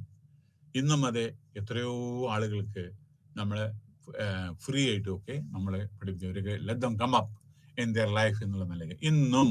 Okay. So പിന്നെ കോപ്പറേറ്റീവ് സൊസൈറ്റിയിലെ ഇത് പബ്ലിക് അതോറിറ്റി ആയിട്ട് വരില്ല. കോപ്പറേറ്റീവ് സൊസൈറ്റി എന്ന് പറഞ്ഞാൽ അതിലെ നിങ്ങൾ ഇൻഫർമേഷൻ ചോദിച്ചാൽ തരണം എന്നില്ല. എന്താ അറിയോ? കാരണം കോപ്പറേറ്റീവ് സൊസൈറ്റിയിൽ ഗവൺമെന്റിന്റെ ഫണ്ട് ഇല്ല. നിങ്ങളെ മഹിളാ കോപ്പറേറ്റീവ് സൊസൈറ്റി എവിടെ ഗവൺമെന്റ് ഫണ്ടില്? അല്ലെങ്കിൽ so and so cooperative society, ഉദാഹരണം നമ്മുടെ മലപ്പുറം കോപ്പറേറ്റീവ്, എവിടെ government fund? Suppose Cochin cooperative society, cooperative bank, അതിലെവിടെ ഗവൺമെന്റ് പണം? ഗവൺമെന്റിന്റെ എവിടെ എക്സ്പെൻഡിച്ചറാണ് അവിടെ മാത്രമാണ് പബ്ലിക് അതോറിറ്റി ഉള്ളൂ. അപ്പൊ ഇവിടെ ഇൻഫർമേഷൻ ചോദിച്ചാൽ നിങ്ങൾക്ക് തരണമെന്നില്ല. പക്ഷെ കോപ്പറേറ്റീവ് സൊസൈറ്റി ഉണ്ട്. ഏതറിയോ?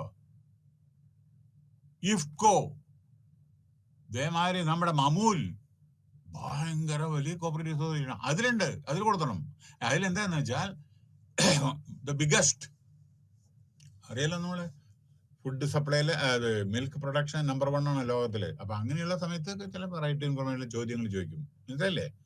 ചെറുതിൽ അങ്ങനെ അതിന്റെ ആവശ്യമൊന്നുമില്ല. ചെറിയ സൊസൈറ്റി അതിൻ്റെ ഒന്നും ആവശ്യമില്ല. മനസ്സിലായോ? ഓക്കെ. നിങ്ങൾ പോയിട്ട് ഈ മലബാർ ഗോൾഡിലോ അല്ലെങ്കിൽ ഭീമയിലോ ഒക്കെ പോയിട്ട് നിങ്ങളുടെ ഇൻഫർമേഷൻ തരൂ, ബില്ല് തരൂ, ഞങ്ങൾ നോക്കട്ടെ എന്ന് ഒരു പോയിട്ട് റൈറ്റ് ഇൻഫർമേഷൻ ചോദിച്ചാൽ അവർ തരുന്നില്ല. അത് പ്രൈവറ്റ്. അത് ഓക്കെ. ഗവൺമെന്റിന്റെ എവിടെ ഇൻകം ടാക്സിന് പോയിട്ടൊക്കെ ചോദിക്കുക, അത് നിയമപരമായിട്ട്. പിന്നെ ഇവിടെ ഒരു കാര്യം പറയാനുള്ളത്, രജിസ്റ്റർ ഓഫ് കോപ്പറേറ്റീവ് സൊസൈറ്റീസ് ഉണ്ട്. അയാൾക്ക് പോയിട്ട് ചെക്ക് ചെയ്യുക. എന്തറിയോ, അക്കൗണ്ട് പ്രോപ്പറായി മെയിൻറ്റെയിൻ ചെയ്യുന്നുണ്ടോ, റിട്ടേൺ ഫയൽ ചെയ്യുന്നുണ്ടോ, അത് റെഗുലേറ്ററി മാറ്റർ. അയാളൊക്കെ അത് ചെയ്യുന്നുണ്ട്, ആൻസർ ചെയ്യുന്ന ബുക്ക് വെക്കുക, കറക്റ്റായിട്ട് ചെയ്യുന്നുണ്ടോ, മൽ പ്രാക്ടീസ് ഉണ്ടോ നോക്കാൻ അത് ഗവൺമെന്റ് അപ്പോയിന്റഡ് അതോറിറ്റീസ് ആണ്. അതിൽ ഗവൺമെന്റ് ബ്രിഡ് ഇൻവെസ്റ്റ്മെന്റ് ഒന്നും കോപ്പറേറ്റീവ് സൊസൈറ്റി. പക്ഷേ അത് ചെക്ക് ചെയ്തില്ലെങ്കിൽ തോന്നിയ മാതിരി ചെയ്യില്ല കോപ്പറേറ്റീവ് സൊസൈറ്റി. ലോൺ എടുത്ത് തിരിച്ചടച്ചില്ല, അതിന്റെ മുക്കി പ്രസിഡന്റും സെക്രട്ടറിയും പൈസയും കൊണ്ടുപോയി, അങ്ങനെയൊക്കെ ഉണ്ടല്ലോ. അത് തടയാൻ വേണ്ടിയിട്ട് റെഗുലേറ്ററി ആയിട്ടുള്ള ആളുകളുണ്ട്. അപ്പൊ അതൊക്കെയാണ്. പിന്നെ performance of N employee officer. ഇവിടെ ഒരു പ്രശ്നം, UPSC എക്സാമിനേഷൻ. ഒരാൾക്ക് മാർക്ക് കമ്മി കൂടുതൽ നിങ്ങൾ പ്രതീക്ഷിച്ചു അത്ര കിട്ടും ഇത്ര കിട്ടും, ചിലപ്പോൾ കിട്ടിയിട്ടില്ല, ചിലപ്പോൾ നിങ്ങൾക്ക് അത് ആദ്യം ഇപ്പൊ മാർക്ക് ലിസ്റ്റ് ചോദിച്ചാൽ അതിന്റെ ഡീറ്റെയിൽസ് കൊടുക്കണം എന്നാണ് കോടതി പറയുന്നത്. ചില സമയത്ത് എല്ലാ സമയത്തും നിങ്ങൾക്ക് ചോദിക്കാൻ പറ്റില്ല. അതായത് ചിലപ്പോൾ ചിലവർക്ക് എനിക്കറിയണം എത്ര മാർക്ക് കിട്ടി, മറ്റേ കുട്ടിക്ക് എത്ര കിട്ടി, എല്ലാം നിങ്ങൾക്ക് സപ്ലൈ ചെയ്യണമെന്നില്ല. ചിലതെല്ലാം കോൺഫിഡൻഷ്യൽ ഇൻ നേച്ചർ കേട്ടോ, ചിലതൊക്കെ മനസ്സിലായില്ലേ. റിട്ടേൺ ടെസ്റ്റ് എത്ര കിട്ടി, പേഴ്സണൽ ഇന്റർവ്യൂ ആ കുട്ടിക്ക് എത്ര കിട്ടി, ഈ കുട്ടിക്ക് അതൊന്നും തരില്ല. നിങ്ങളുടെ വേണമെങ്കിൽ മാത്രം അത് പ്രോപ്പർ ചാനലായിട്ട് പോകുമ്പോൾ കിട്ടും. തന്നെ. അപ്പൊ ഇൻഫർമേഷൻ കമ്മീഷനെ പറ്റി നമ്മൾ കുറെ പറഞ്ഞു, അതുകൊണ്ട് പറയുന്നില്ല. Then RTI cannot be denied on the ground. പിന്നെ നിങ്ങളൊരു ഒരു ആപ്ലിക്കേഷൻ കൊടുത്തു RTI, ഇത് ഇറലവന്റ് പറഞ്ഞ് തള്ളിക്കളയരുത് ഒരാളും. നിങ്ങൾക്ക് ചിലപ്പോ ഇറലവന്റ് ആയിരിക്കും, പക്ഷെ അയാൾക്ക് റിലവന്റ് ആയിരിക്കും. അതായത് ഇതെന്തിനാ നിങ്ങൾ ഇൻഫർമേഷൻ ചോദിക്കണം, നിങ്ങൾക്ക് എന്താ കാര്യം, അത് കാര്യം അയാളല്ലേ നോക്കണ്ടത്, നിങ്ങളല്ലോ. അപ്പൊ തള്ളാൻ പാടില്ല. പിന്നെ FIR ഞാൻ പറഞ്ഞു, Delhi high court holding ministers of public authorities under RTI മന്ത്രിമാരുടെ ഡിനയൽ ഓഫ് ഇൻഫർമേഷൻ ഗ്രൗണ്ട്. ഇത് പരിപാടി. അയ്യോ, ആ ഇൻഫർമേഷൻ ഇല്ല കേട്ടോ, അതെവിടെ മിസ് ചെയ്തു എന്നറിയില്ല, അതൊന്നും പറ്റില്ല. റെക്കോർഡ് ട്രേസബിള് അല്ലെങ്കിൽ റെക്കോർഡ് ഉണ്ടാക്കണം, അതിനെ അവിടെ കണ്ടുപിടിക്കണം. അതിനെ നിങ്ങൾ കൊണ്ടിട്ട് എവിടെ കൊണ്ട് ഒളിച്ചു വെച്ചാൽ അങ്ങനെ കണ്ടുപിടിക്കണം. അതിന്റെ ഉദാഹരണം ഞങ്ങൾ ആദ്യം തന്നെ ക്ലാസ്സിൽ ഞാൻ പറഞ്ഞു, എത്രയോ കൊല്ലങ്ങൾക്ക് ശേഷം കണ്ടുപിടിച്ചത്. ഓക്കെ, ഇവിടം എന്നുണ്ടെങ്കിൽ ചക്ക വേരിലും കായ്ക്കും. ചില കളവ് ചെയ്യാൻ ആഗ്രഹിക്കുന്നവരെ സുകുമാരക്കുറുപ്പ് എത്രയോ വർഷങ്ങൾക്ക് മുമ്പ് കേരളത്തിൽ ഇവിടുന്ന് മുങ്ങിയതാണ്. പക്ഷെ ഇപ്പോഴും ഇവിടെ തന്നെ ഉണ്ട്, 4 പുറം ഉണ്ടെന്നാണ് പറയുന്നത്. നമുക്കറിയില്ല, കാരണം ഒരു ഫിലിം വന്നപ്പോ ഇതെല്ലാം സുകുമാരക്കുറുപ്പ് ജീവിച്ചിരിക്കേണ്ടത് പറയും. അപ്പോ കക്കുന്ന ആളൊക്കെ എങ്ങനെ നിൽക്കണമെന്നും അറിയും. അപ്പൊ അതനുസരിച്ച് നമ്മളെ എന്താ പറയണേ, ശ്രദ്ധിച്ച് നമ്മുടെ റൂള് പ്രോപ്പറായി എൻഫോഴ്സ് ചെയ്യണം. മനസ്സിലായില്ലേ? The right to information act 2005 is an exceptional piece of legislation പറഞ്ഞു, which has assured transparency പറഞ്ഞു, revolution in the country പറഞ്ഞു. This movement has further strengthened by the court. കോടതിയുടെ പല ജഡ്ജ്മെന്റിലൂടെ നമ്മുടെ ഇത് സ്ട്രെങ്തൻ ചെയ്തു, ശക്തി തന്നു. അക്രോസ് ദ കൺട്രി പല കോടതിയും ഈ റൈറ്റ് ടു ഇൻഫർമേഷന് ജസ്റ്റിഫയബിൾ ആണെന്ന് പറഞ്ഞു. The courts have been key contribute. അങ്ങനെ കോടതികളെ ഇതിനു വേണ്ടി വളരെയധികം ഹെൽപ്പ് ചെയ്തിട്ടുണ്ട്. അങ്ങനെ ജനങ്ങളുടെ അധികാരത്തിന് ഫണ്ടമെന്റൽ ഇതുണ്ടല്ലോ, എക്സ്പ്രഷൻ ഓഫ് ദിസ് തിങ്, അതിന് വളരെയധികം ഉപകാരം കോടതികൾ ചെയ്തിട്ടുണ്ട്. 13ാമത്തെ unit, good practices and success efforts to realise transparency and accountability. Use of 13ാമത്തെ യൂണിറ്റ് ആണ്. Use of information and communication technologies to strengthen the RTI, proactive disclosure of information, effective use of the RTI Act, access of marginalized population to specific government scheme, initiative for generating public awareness. ഇതാണ് ഇതിന്റെ introduction. യഥാർത്ഥത്തിൽ ഇത് ഇന്നലെ എടുത്തായിരുന്നു 12ഉം 13ഉം. പക്ഷെ അവസാന നിമിഷത്തിലാണ് information കിട്ടിയത് എനിക്ക്. ഡൽഹിയിലെ ഇത് റെക്കോർഡിംഗ് നടന്നില്ല, അവിടെ എന്തോ ടെക്നിക്കൽ ചില ഇഷ്യൂസ് പ്രശ്നം. ഇന്നലെ ഞാൻ 12ഉം 13ഉം എടുത്തതാണ് ഇതേമാതിരി. പക്ഷേ അവസാന നിമിഷം ഒരു 15-20 മിനിറ്റ് മുമ്പാണ് അറിയാനിടയായത് പ്രോപ്പറായിട്ട് അവിടെ സ്റ്റുഡിയോയില് റെക്കോർഡ് ആയിട്ടില്ല, എന്തോ ഒരു ടെക്നിക്കൽ എറർ ഉണ്ടായിരുന്നു. അപ്പൊ എന്നോട് റിപ്പീറ്റ് ചെയ്യാൻ പറഞ്ഞു കേട്ടോ. So I repeating that. So I hope you should utilise this. കാരണം നിങ്ങൾക്ക് ഇതിന്റെ പ്രാധാന്യം അറിയില്ല. പല കുട്ടികൾക്കും പല ക്ലാസ് കിട്ടുന്നില്ല, അവർ കിടന്ന് ചക്രശ്വാസം മുട്ടാണ്. എന്താ കാരണം എന്ന് വെച്ചാൽ പുസ്തകം മാത്രം വായിച്ചിട്ട് നിങ്ങൾക്ക് മനസ്സിലാക്കാൻ സാധിക്കില്ല. അപ്പൊ ഈ ക്ലാസ്സുകളൊക്കെ ഇപ്പൊ പല പല പല പല ക്ലാസ്സുകൾ തന്നെ ഇപ്പൊ എന്നെ തന്നെ എത്രയോ വന്ന് നിങ്ങൾ ക്ലിക്ക് ചെയ്തിട്ട് കാണാം ഗൂഗിളില്, ഈ യൂട്യൂബില്. അത് മനസ്സിലാക്കണം. അതായത് പുസ്തകത്തിൽ മാത്രം ചില സമയത്ത് നിങ്ങൾക്ക് ബുദ്ധിമുട്ടായിരിക്കും. ഞാൻ അഡീഷണലും പറഞ്ഞു തരുന്നുണ്ട്, അതൊക്കെ ശ്രദ്ധിച്ച് ഇതുവരെ പിന്നീട് മുഴുവൻ ടെലികാസ്റ്റ് ചെയ്യും ബൈ ഇഗ്നു, നിങ്ങളെ അറിയിക്കും. ആ സമയത്ത് കാണാം, വേണോ വേണ്ടേ എന്ന് നിങ്ങൾ നോക്കണ്ട, അത് നിങ്ങൾ ആലോചിക്കണ്ട. Do your duty properly. അത് ഞാനായിക്കോട്ടെ വേറെ ആരെങ്കിലും ആയിക്കോട്ടെ. എന്താ കാരണം അറിയോ? Knowledge till end of your life you to learn. You are learning.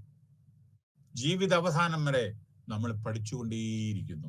ഇപ്പൊ ഇന്ന് വൈകുന്നേരം ഒരു ഗൂഗിൾ മീറ്റ് ഉണ്ട്, കുട്ടികളുടെ ഓരോരോ ചോദ്യങ്ങളും അതിന് ആൻസറുമാണ്. അപ്പൊ നമ്മൾ കുട്ടികളിൽ നിന്ന് നമ്മൾ പഠിക്കുന്നു. അപ്പൊ it is A continuous process.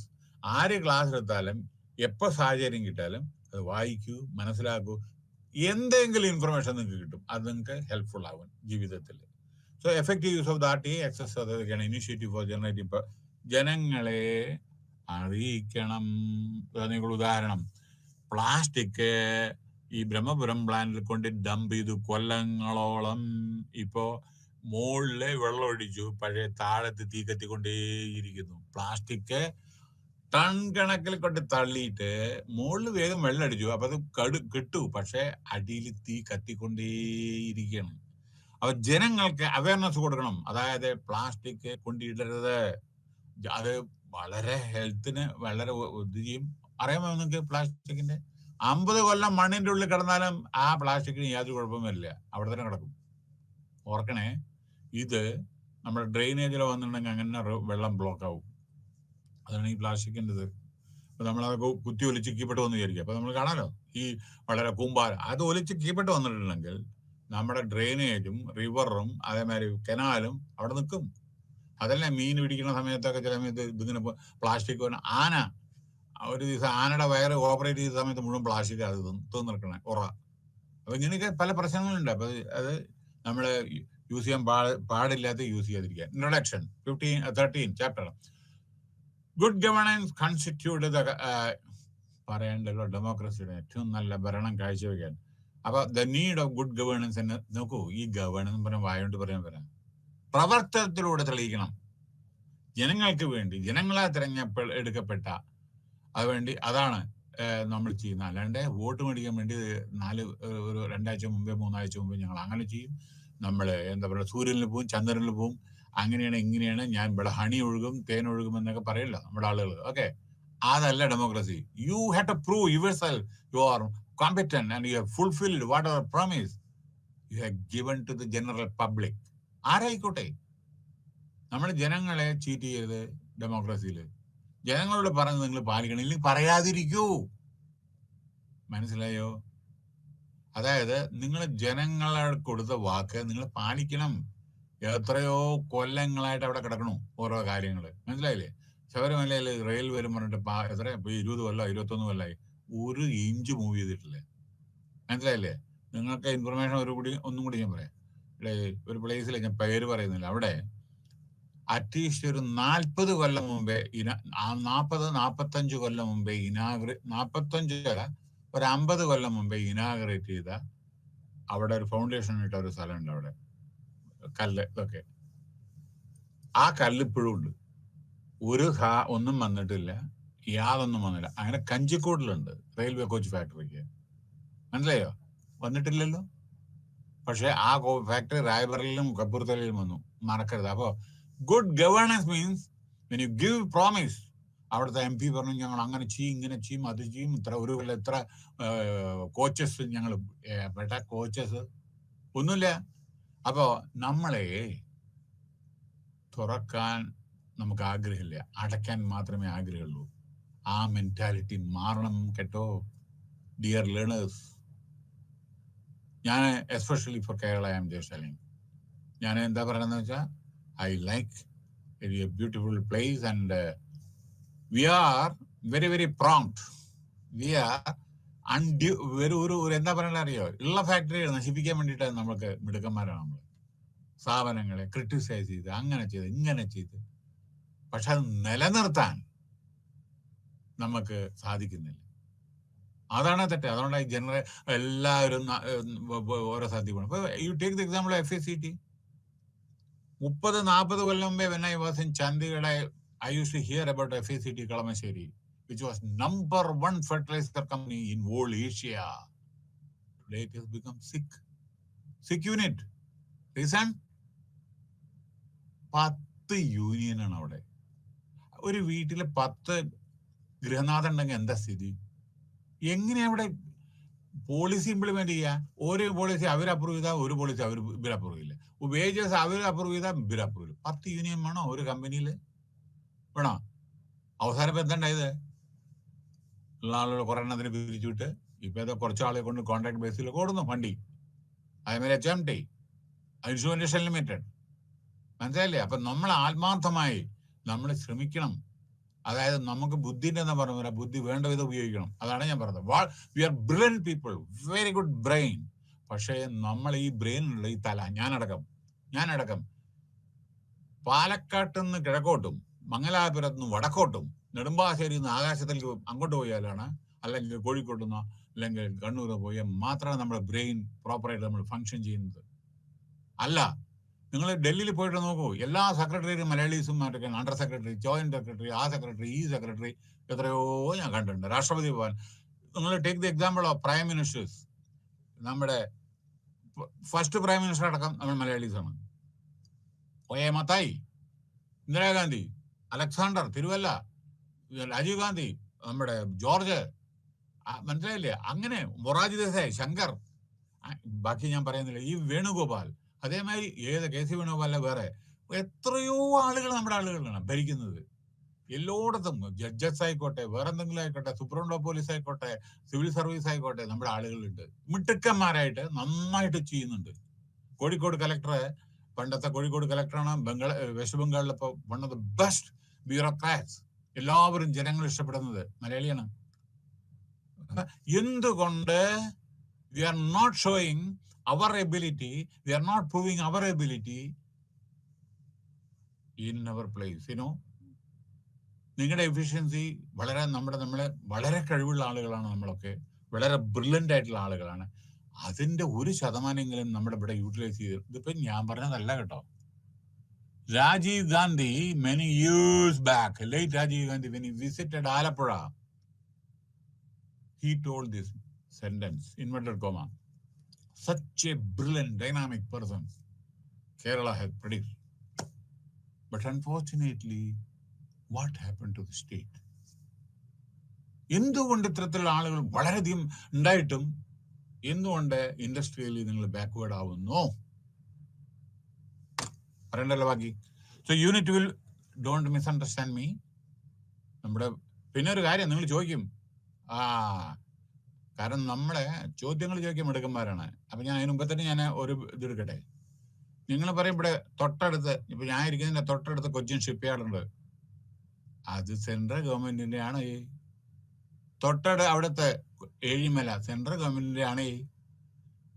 ഈ BHEL സെൻട്രൽ ഗവൺമെന്റിന്റെ ആണ്. മനസ്സിലായില്ലേ? അതേമാതിരി പോർട്ട് ട്രസ്റ്റ് ഉണ്ട്. ഓക്കെ, വലാർപ്പാടം അതും ഇതാണ്, അവിടെ ഗവൺമെന്റിന് ഷെയർ ഉണ്ട്. കൊച്ചി ഇന്റർനാഷണൽ എയർപോർട്ട് സെൻട്രൽ ഗവൺമെന്റിന് ഷെയർ ഉണ്ട്. മനസ്സിലായോ? അപ്പൊ പലതും ഞാൻ കൂടുതലൊന്നും പറയുന്നില്ല, എത്രയോ എനിക്ക് പറയാൻ കഴിയും. അങ്ങനെ വിചാരിക്കുന്നത് അതുകൊണ്ട് ഞാൻ എല്ലാം മോശമല്ല. ഹിന്ദുസ്ഥാൻ പേപ്പർ അത് അടച്ചല്ലോ, എത്രയോ ഫാക്ടറി, ചാഞ്ചിക്കോട്, കളമശ്ശേരി. എന്തതിന് കാരണം? ട്രേഡ് യൂണിയന്റെ. ഇന്നലെ ഇന്ന് രാവിലെ പേപ്പറിൽ വായിക്കുകയാണ്, ഒരു ആനയെ പിടിക്കാൻ, അതിനൊരു കൂടുണ്ടാക്കാൻ, അതിന് ഉള്ളിലാകണ്ടേ? ഒന്ന് ആലോചിച്ച് നോക്കുള്ളൂ. നമ്മുടെ യൂക്കാലിപ്പസ് മരങ്ങൾ, എന്തോ ഉണങ്ങിയ മരം എന്തെങ്കിലും അത് വെട്ടിയിട്ട് ഫോറസ്റ്റ് ഡിപ്പാർട്ട്മെന്റ് ഈ ആനയെ കാരണം ശല്യം ചെയ്യാണ്, ജനങ്ങളെ കൊല്ലുകയാണ്, കുത്താൻ വരികയാണ്, അതൊക്കെയാണ്. രാത്രി വീടൊക്കെ തകർക്കാണ്. അതിനെ ഒരു കൂട്ടിലാക്കി ഇഞ്ചക്ഷൻ മയക്കുമരുന്നിട്ട് കാട്ടിലേക്ക് വിടാൻ വേണ്ടിയിട്ട് മരങ്ങള് കൊണ്ടുവന്നപ്പോ എന്ത് ചെയ്തു? അവിടെ നിന്ന് മരം കയറ്റി ലോറി വന്നു, എന്നിട്ട് കൂടുണ്ടാക്കണം അവിടെ ആനയെ കയറ്റാൻ വേണ്ടിയിട്ട്. ആ സമയത്ത് വെറുതെ ഇരിക്കുന്ന ആളുകൾ നോക്കുകൂലി ചോദിച്ചു. ആൾറെഡി കാശ് കൊടുത്തിട്ടാ കൊണ്ടുവരണേ, അവിടെ വർക്കേഴ്സ് ഉണ്ട്. പക്ഷേ മറ്റുള്ളവർ ബീഡി മരിച്ചിട്ട് അവിടെ ഇരിക്കുന്നുണ്ട്. അവർ ചോദിച്ചു നോക്കുകൂലി. എന്തിന്? നമ്മുടെ ആനയെ അവിടെ ആളെ കൊല്ലുന്നു, ചവിട്ടി കൊല്ലുന്നതാണ്. അതിന് അവിടെ കൂടുണ്ടാക്കാൻ വേണ്ടിയിട്ട് നോക്കുകൂലി ചോദിച്ചു. പോരെ, ഇന്നത്തെ പത്രത്തിലുണ്ട് കേട്ടോ, യൂണിറ്റ് ബിൽ. അപ്പൊ ഇതൊക്കെ ഒരു ഒരു ഒരു ഒരു ഒരു നോട്ടെ ഹെൽത്തി ട്രഡീഷൻ. തെറ്റിദ്ധരിക്കരുതേ എന്നോട് പറയുന്നത്. ഞാൻ ഇൻഡസ്ട്രിയലൈസേഷൻ എത്രയോ വർഷം ഹാൻഡിൽ ചെയ്ത ഒരാളാണ്. One of the most successful industrialisation officer. മനസ്സിലായില്ലേ? അപ്പൊ അതുകൊണ്ട് പറയണം, എനിക്ക് ചിലപ്പോൾ ഇത് കാണുമ്പോൾ എനിക്ക് വിഷമം തോന്നുക. കാരണം എന്താ വെച്ചാൽ അതുകൊണ്ട് നമ്മുടെ പല സെറ്റ് ബാക്ക് നമുക്ക് വരുന്നുണ്ട്. അതാണ് പറയുന്നത്. നമ്മുടെ പഠിച്ച ആളുകളെല്ലാം പോവുകയാണ്. വൺ ക്വസ്റ്റ്യൻ, സമയത്തിന്റെ അഭാവമാണ് എനിക്ക്. അതായത് നമ്മുടെ IIM പ്രൊഡക്റ്റ് അഹമ്മദാബാദ്, നമ്മുടെ കോഴിക്കോട് ബെസ്റ്റ് ഇതാണ്. എവിടെ പോണു ആളുകള്? ഒറ്റെണ്ണം കേരളത്തിലില്ല. IIT പാലക്കാട് എവിടെ പോണു? ഒറ്റെണ്ണം കേരളത്തിലില്ല. ജോലി കിട്ടുന്നില്ല, കാരണം അവർക്ക് അവരുടെ ജോലി ഇല്ല. അപ്പൊ അതുകൊണ്ട് we have to create opportunities, we have to retain there should not be any brain drain. Brain gain ആയിരിക്കണം. അതായത് ഇത്തരത്തിൽ പഠിച്ചു വളർന്ന ഔട്ട്സ്റ്റാൻഡിങ് ആളുകൾക്ക് ജോലി കണ്ടെത്തണം. അത് ഇൻഡസ്ട്രി വേണം. അതാണ് ഞാൻ പറഞ്ഞത്. ഓക്കെ, അടുത്തത് അത് ചെയ്തു എന്ന് പറഞ്ഞ പോരാ, ഇൻഡസ്ട്രി വേണം, എന്നാലേ വികസിക്കൂ. Use of information and communicate. തെറ്റിദ്ധരിക്കരുത്, ഇതെല്ലാവരും ഇതിന്റെ പാർട്ടികളും എല്ലാ പാർട്ടികളും ഇതിന് ഇതാണ്. ഞാൻ പറയുന്ന നമ്മളിവിടെ ജീവിക്കുന്ന ഒരാളെ എന്നുള്ള നിലയ്ക്ക് ഞാൻ പറയാണ് കേട്ടോ, അല്ലാണ്ട് ആരും തെറ്റിദ്ധരിക്കരുത്. ഇൻഡസ്ട്രി ഫ്രണ്ട്ലി ഞാൻ പറയട്ടെ. നിങ്ങൾ എഞ്ചിനീയേഴ്സ് പ്രൊഡ്യൂസറിന് എവിടെയാണ് ജോലി ചെയ്യുക? ടീച്ചേഴ്സിനെ പ്രൊഡ്യൂസ് ചെയ്ത കോളേജിൽ പോയി ടീച്ചറെ എടുക്കുന്നില്ലെങ്കിൽ എന്താ ചെയ്യുക? അവരെവിടെ പോകും? അതിനുള്ള ഓപ്പർച്യൂണിറ്റി ഉണ്ടേ. അപ്പൊ അങ്ങനെ ഓപ്പർച്യൂണിറ്റി ഉണ്ടെങ്കിൽ എങ്ങനെ 38 ലക്ഷം ആളുകൾ എംപ്ലോയ്മെന്റ് എക്സ്ചേഞ്ചിൽ രജിസ്റ്റർ ചെയ്യുക? ഓപ്പർച്യൂണിറ്റി ഇല്ലാത്തതുകൊണ്ടല്ലേ. നമ്മുടെ പ്രൊഫസേഴ്സ്, ഡോക്ടേഴ്സ്, എഞ്ചിനീയേഴ്സ് ഒക്കെ എംപ്ലോയ്മെന്റ് എക്സ്ചേഞ്ചിൽ പേര് രജിസ്റ്റർ ചെയ്യുന്നു. ഒന്ന് ആലോചിച്ച് നോക്കൂ. സയന്റിസ്റ്റ്, അത് നമ്മൾ റെഡ്യൂസ് ചെയ്യണം. Create opportunity. We have to, irrespective of any political affiliations, നമ്മൾ നമ്മുടെ സിംഗിൾ ഗോൾ ആയിട്ട് നമ്മുടെ വളർന്നു വരുന്ന തലമുറ അവർക്ക് ജോലി കൊടുത്ത് അവർ കുടുംബം നോക്കാൻ വേണ്ടിയിട്ട് നമ്മൾ, അതല്ലെങ്കിൽ വേറെ ലൈനിൽ പോവും. ജോലി കിട്ടിയിട്ടില്ലെങ്കിൽ അത് നമ്മുടെ കമ്മ്യൂണിറ്റിക്ക് പ്രശ്നമായിട്ട് പരിണമിക്കും. അല്ലെങ്കിൽ നമ്മൾ we are exporting people to other countries. അത് ഇപ്പൊ തന്നെ കണ്ടു, 12,000 ഒരു മാസം പോകുന്നത് കുട്ടികൾ നമ്മുടെ ഇവിടുന്ന്, കേരളത്തിൽ നിന്ന്. അപ്പൊ അതൊക്കെ അതിനോട് ഇവിടെ ജോലി ചെയ്യുന്നില്ല, ഇത് അബ്രോഡാ പോണ. അല്ലെങ്കിൽ എന്താണ് ബാംഗ്ലൂർ പോയിട്ട് MBA എടുക്കണേ, അല്ലെങ്കിൽ എന്തുകൊണ്ട് കോയമ്പത്തൂർ പോയിട്ട് എടുക്കണേ? എന്താ കോയമ്പത്തൂരിന്റെ പ്രത്യേകത? ഞാൻ പോയിട്ടുണ്ട് അവിടെ. കോയമ്പത്തൂർ എല്ലാ കോളേജിലും ഞാൻ പോയിട്ടുണ്ട്. എഞ്ചിനീയറിംഗ് കോളേജിൽ 96 ഞാൻ പോയിട്ടുണ്ട്. എന്താ കേരളത്തിലുള്ള എഞ്ചിനീയറിംഗ് കോളേജ് വലിയ പ്രത്യേകമൊന്നുമില്ല. പക്ഷെ അതൊരു ഇത് മനസ്സിലായി. അപ്പൊ അതൊക്കെ നമ്മൾ നോക്കണം കേട്ടോ. അതുകൊണ്ട് നമുക്കിവിടെ എന്താ പറ്റും, പല കോളേജുകൾ അടയ്ക്കാൻ പോവാണ് ആളുകളില്ലാതെ, കുട്ടികളില്ലാതെ. ശരിമേ, അങ്ങനെ ഓരോരോ ഡിപ്പാർട്ട്മെന്റ് ഇതാണ് നോക്കുള്ളൂ. ഇത് നമ്മുടെ സെൻട്രൽ ഗവൺമെന്റിന്റെ ആണ്. ഓൺലൈൻ ഉണ്ട്, സെൻട്രൽ മോണിറ്ററിംഗ് മെഷീൻ. പിന്നെ ഓരോരോ ഗവൺമെന്റും ഓരോ ജാൻകാരി ഇതേമാതിരി ഓരോരോ സ്കീം സ്റ്റാർട്ട് ചെയ്തിട്ടുണ്ട്. ജനങ്ങളെ ഗവേണൻസ് അറിയാലോ നിങ്ങൾക്ക്. ആ ജനങ്ങൾ ഹിമാചൽ പ്രദേശിൽ, അതായത് ജനങ്ങൾ ഇതല്ലേ നമ്മുടെ ജനന സർട്ടിഫിക്കറ്റ്, മരണ സർട്ടിഫിക്കറ്റ്, മാരേജ് സർട്ടിഫിക്കറ്റ്, അതേമാതിരി പല പല പല പല പല ഇതുണ്ടല്ലോ. അതെല്ലാം ഗവൺമെന്റ് നിന്ന് കിട്ടുന്ന അതേമാതിരി അപ്ലിക്കേഷൻസ് ഗവൺമെന്റ് സബ്മിറ്റ് ചെയ്യുന്ന, വേറെ ജോലിക്ക്, അത് ഒക്കെ നമുക്ക് ഗവേണൻസിലൂടെ സാധിക്കും. ഇതൊക്കെ ഓരോ സ്റ്റേറ്റിലെ ആരംഭിച്ചതാണ്. നോക്കണ്ട, ഓരോ ഡിസ്ട്രിക്ട് ജാൻ, അതായത് വിവരം. ചണ്ഡീഗഡിലെ ജാൻ ഞാൻ പറഞ്ഞ അറിയാൻ, ഓരോരോ വിവരം അറിയാനുള്ള അവിടെ ചോദിച്ചാൽ എല്ലാം അറിയാം. അപ്പൊ നമ്മൾ റെയിൽവേ സ്റ്റേഷനിൽ പോയിട്ട് ഈ വണ്ടി എത്ര മണിക്കാണ്, അല്ലെങ്കിൽ ഇപ്പൊ എവിടെയാണ്, അല്ലെങ്കിൽ എത്ര ലേറ്റ് ആണ് ചോദിക്കുന്നത്. ഇത് തന്നെ. അപ്പൊ ഓരോന്ന് അറിയാനുള്ള ഇത്. അങ്ങനെ ഓരോ സ്ഥലത്ത് അക്കൗണ്ടബിലിറ്റി. പിന്നെ ഇലക്ഷൻ നമുക്ക് എന്തെങ്കിലും ഡൗട്ട് വന്നിട്ടുണ്ടെങ്കിൽ ഇലക്ടറൽ ഓഫീസർ അല്ലെങ്കിൽ ഇലക്ഷൻ കമ്മീഷൻ നമുക്ക് പരാതിപ്പെടാം. അപ്പൊ അവര് അതിന്റെ ഇത് കംപ്ലീറ്റ് ഡീറ്റെയിൽ അയച്ചു തരും. ചിലപ്പോൾ നമുക്ക് അത് വെച്ചിട്ട് കോടതിയിലേക്കും പോവാം കേട്ടോ. ചില സ്ഥലത്ത് റൈറ്റിംഗ് എന്തെങ്കിലും ഇൻഫർമേഷൻ വെച്ചാൽ നമ്മൾ പെയിന്റ് ചെയ്ത് വെക്കും. ഇപ്പൊ ഞാൻ പറയട്ടെ ഉദാഹരണം, റൈറ്റിംഗ് ഓൺ സമയത്തിന്റെ വളരെ കുറവുണ്ട്. റൈറ്റിംഗ് ഓൺ ദ വാൾ എന്ന് വെച്ചാൽ, ഒറ്റപ്പാലം റെയിൽവേ സ്റ്റേഷനിലെ നിങ്ങൾ ആരെങ്കിലും ഇതിൽ കേൾക്കുന്ന ആരെങ്കിലും ഉണ്ടെങ്കിൽ, ഒറ്റപ്പാലം റെയിൽവേ സ്റ്റേഷൻ പാൽഗാഡ് ആ റെയിൽവേ സ്റ്റേഷൻ നിങ്ങൾ അറിയാൻ നിങ്ങൾക്ക് കാണാം. ആ പെയിന്റ് ചെയ്ത് എന്താ പറയുക, സ്വാതന്ത്ര്യ ഇതിന്റെ ഫസ്റ്റ് കോൺഗ്രസ് സെഷൻ നടന്നത് ഒറ്റപ്പാലത്താണ്. അന്ന് മുതൽ മഹാത്മാഗാന്ധി അല്ലെങ്കിൽ മറ്റുള്ളവരുടെ, നെഹ്റു, വല്ലഭായ് പട്ടേൽ, അങ്ങനെ അബ്ദുൽ കലാം ആസാദ്, ഇങ്ങനെ ഓരോരുത്തരുടെ ചിത്രമുണ്ട്. മുഴുവൻ നമ്മുടെ ഇന്ത്യയുടെ പുരോഗതിയുടെ ചിത്രമാണ് ആ റെയിൽവേ സ്റ്റേഷനിൽ കാണിച്ചിരുന്നത്. അപ്പൊ മനസ്സിലായത്, റൈറ്റിംഗ് ഓൺ ദ വാൾ. അപ്പൊ അതുകൊണ്ട് അതും നമ്മുടെ ഒരു പബ്ലിസിറ്റിയാണ്, എല്ലാ ജനങ്ങൾക്ക് അറിയേണ്ടത്. പണ്ടൊക്കെ ഉണ്ടായില്ലേ കുടുംബാസൂത്രണത്തിനെ പറ്റിയിട്ടൊക്കെ പല ഇതുണ്ടായില്ല, അത് ജനങ്ങളുടെ അവയർനെസ്സിന് വേണ്ടിയിട്ടാണ്. ഓക്കെ, അങ്ങനെ ഓരോ ഇതുണ്ട്. ലൈബ്രറി ഉണ്ട്, ട്രാൻസ്പെറൻസി ഡെസ്ക് ഉണ്ട്, ICT എക്കോ സിസ്റ്റം. മഹാത്മാഗാന്ധി നമ്മുടെ എംപ്ലോയ്മെന്റ് ആളുകളുടെ ജോലി തൊഴിലുറപ്പ് പദ്ധതിയാണ് കേട്ടോ, തൊഴിലുറപ്പ് പദ്ധതി. പിന്നെ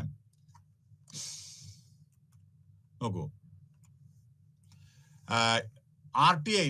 പിന്നെ നമ്മൾ മൊബൈലായിട്ടുള്ള ചിലതുണ്ടല്ലോ, വിവരം അറിയിക്കല്, അതൊക്കെ ഉണ്ടല്ലോ നമുക്ക് വിളിച്ചു പറഞ്ഞിട്ടൊക്കെ. സുനാമി ജനങ്ങൾക്ക് അറിയാൻ വേണ്ടിയിട്ട് ഇതൊക്കെ ഓരോതാണ്. ഇവിടെ ഒരു കാര്യം കൂടി, ഓഫ് കോഴ്സ് അടുത്ത ചാപ്റ്റർ വരുന്നത്, അതുകൊണ്ട് ഞാൻ ഇന്ന് ഇത് എടുക്കുന്നില്ല. സോഷ്യൽ ഓഡിറ്റ് അടുത്ത് വരുന്നത്, അതുകൊണ്ട് ഞാൻ ഇത് ഇന്ന് എടുക്കുന്നില്ല. ഇത് വരുന്നുണ്ട്, നെക്സ്റ്റ് നിങ്ങളുടെ അതാണ്. അതുകൊണ്ട് ജൻ സുനായി പറഞ്ഞ ജനങ്ങളുടെ ഇതാക്ക് പറയുന്നത് കേൾക്കുക. ജനങ്ങളുടെ ഗ്രീവൻ റീഡ്രസൽ, ജനങ്ങൾക്ക് പറയാനുള്ളത് വളരെ സശ്രദ്ധം കേൾക്കുക. അത് നമ്മുടെ ഓഫീസർമാർ കേൾക്കുന്നില്ല. The RTA Act was enacted in 2005. Attempts have been made at the central and state levels to implement the act in letter and spirit. Both the central and state governments have undertaken many innovative measures. അങ്ങനെ state ഗവൺമെന്റിലും central പല step എടുത്തിട്ടുണ്ട് കേട്ടോ. നമ്മള് government പല കാര്യങ്ങളും ചെയ്തിട്ടുണ്ട്, നല്ല കാര്യങ്ങൾ പലതും ചെയ്തിട്ടുണ്ട്. സെൻട്രൽ ഗവൺമെന്റ് ആയിക്കോട്ടെ, സ്റ്റേറ്റ് ഗവൺമെന്റ് ആയിട്ട്. പക്ഷെ കുറച്ചും കൂടി, കാരണം ജനസംഖ്യ കൂടി വരികയാണ്. അപ്പൊ ജനങ്ങളുടെ ഡിമാൻഡും കൂടും. Some of which have been discussed in this unit. This initiative provide a set of general principle. നിങ്ങൾ എങ്ങനെ അപ്ലിക്കേഷൻ കൊടുക്കണം, അപ്പൊ എത്ര ദിവസം കാത്തിരിക്കണം, ലിങ്ക് എന്താ ചെയ്യേണ്ടത്, അതൊക്കെ തന്നെ general principle. Rigorously RTA reality first and foremost there is a need to ensure obtain information. ഇതെല്ലാം അത് ജസ്റ്റ് ഒന്ന് വായിച്ചാൽ മതി, ഒന്ന് കേട്ടോ. RTA achievable, the setting up of information. നമ്മൾ നോക്കൂ, റെയിൽവേ സ്റ്റേഷനിൽ പോയ ഇൻഫർമേഷൻ ഇതില്ലേ, ചില സ്ഥാനങ്ങളിൽ നമ്മൾ എവിടെയെങ്കിലും വർക്ക്ഷോപ്പ് നടക്കുമ്പോൾ അവിടെ കിയോസ്ക് ഇല്ലേ, നമ്മളെവിടെ ബുക്ക് എക്സിബിഷൻ പോയി അവിടെ ചോദിച്ചാൽ മതി എന്തെങ്കിലും നമുക്ക് അറിയണമെന്ന് വെച്ചാൽ. RTA ഹെൽപ്പ് ലൈൻസ് ഉണ്ട്, കോൾ സെന്റേഴ്സ് ഉണ്ട്, അവരെല്ലാം ഉത്തരം പറയും. So citizen in terms of cost related time, physical movement and information cost. Similarly mobile centre ഉണ്ട്, അങ്ങനെ ഡോർ സ്റ്റെപ്പ്. പിന്നെ വീട്ടിൽ വന്നിട്ട് ഓരോരോ നോക്കും, നമ്മുടെ സെൻസസ് എടുക്കും, അതേമാതിരി ഇലക്ഷൻ്റെ അതിന് മാറ്റങ്ങൾ, ഇതൊക്കെ നമ്മുടെ വീട്ടിൽ വന്ന് ചെയ്യും. ഓരോരോ സ്റ്റേറ്റിലും പുതിയ ഐഡിയാസ് ഉണ്ട്. Okay, next. Secondly, the type of information and the manner in which it is made available are important to the citizen. നമ്മളെ ഇൻഫർമേഷൻ ഏത് കള്ളത്തരം കാണിക്കരുത്. കൊടുക്കുന്ന ഇൻഫർമേഷൻ കറക്റ്റ് ആയിരിക്കണം. അല്ല അതിൽ നിങ്ങൾ ഹാഫ് ഇൻഫർമേഷൻ കൊടുത്തിട്ട് എന്താ ചെയ്യുക ഞങ്ങള്? അപ്പൊ ഡേഞ്ചറസ് ആണ്. കാരണം ചില ഇൻഫർമേഷൻ കോടതി സബ്മിറ്റ് ചെയ്യണം. അപ്പൊ റൈറ്റിംഗിലാണ് നിങ്ങൾ കൊടുക്കുന്നത്, അതാണ് സബ്മിറ്റ് ചെയ്യണേ. തെറ്റ് വന്നിട്ടുണ്ടെങ്കിൽ അയാളുടെ പേരിൽ പനിഷ്മെന്റ് വരും. കാരണം നിങ്ങൾ കൊടുത്ത ഇൻഫർമേഷനാണ് അത് കോടതിയിൽ ചിലപ്പോൾ സബ്മിറ്റ് ചെയ്യുക ആളുകൾ. എൻവയോൺമെന്റൽ എത്ര മരം വെട്ടി, അല്ലെങ്കിൽ മറ്റേത് എത്ര, അത് എവിടെ പോയി, എത്ര ടെൻഡർ, ഇതൊക്കെ ചോദിച്ചാൽ തെറ്റായതുണ്ടെങ്കിൽ പെടും നിങ്ങൾ. അപ്പോൾ റൈറ്റ് ഇൻഫർമേഷൻ കറക്റ്റ് ആയിരിക്കണം. കാരണം നമ്മൾ ഓതന്റിക്കേറ്റ് ഉണ്ട്. Which it is made available are important to citizen. പറയണ്ടല്ലോ, people are interested in matters with effect.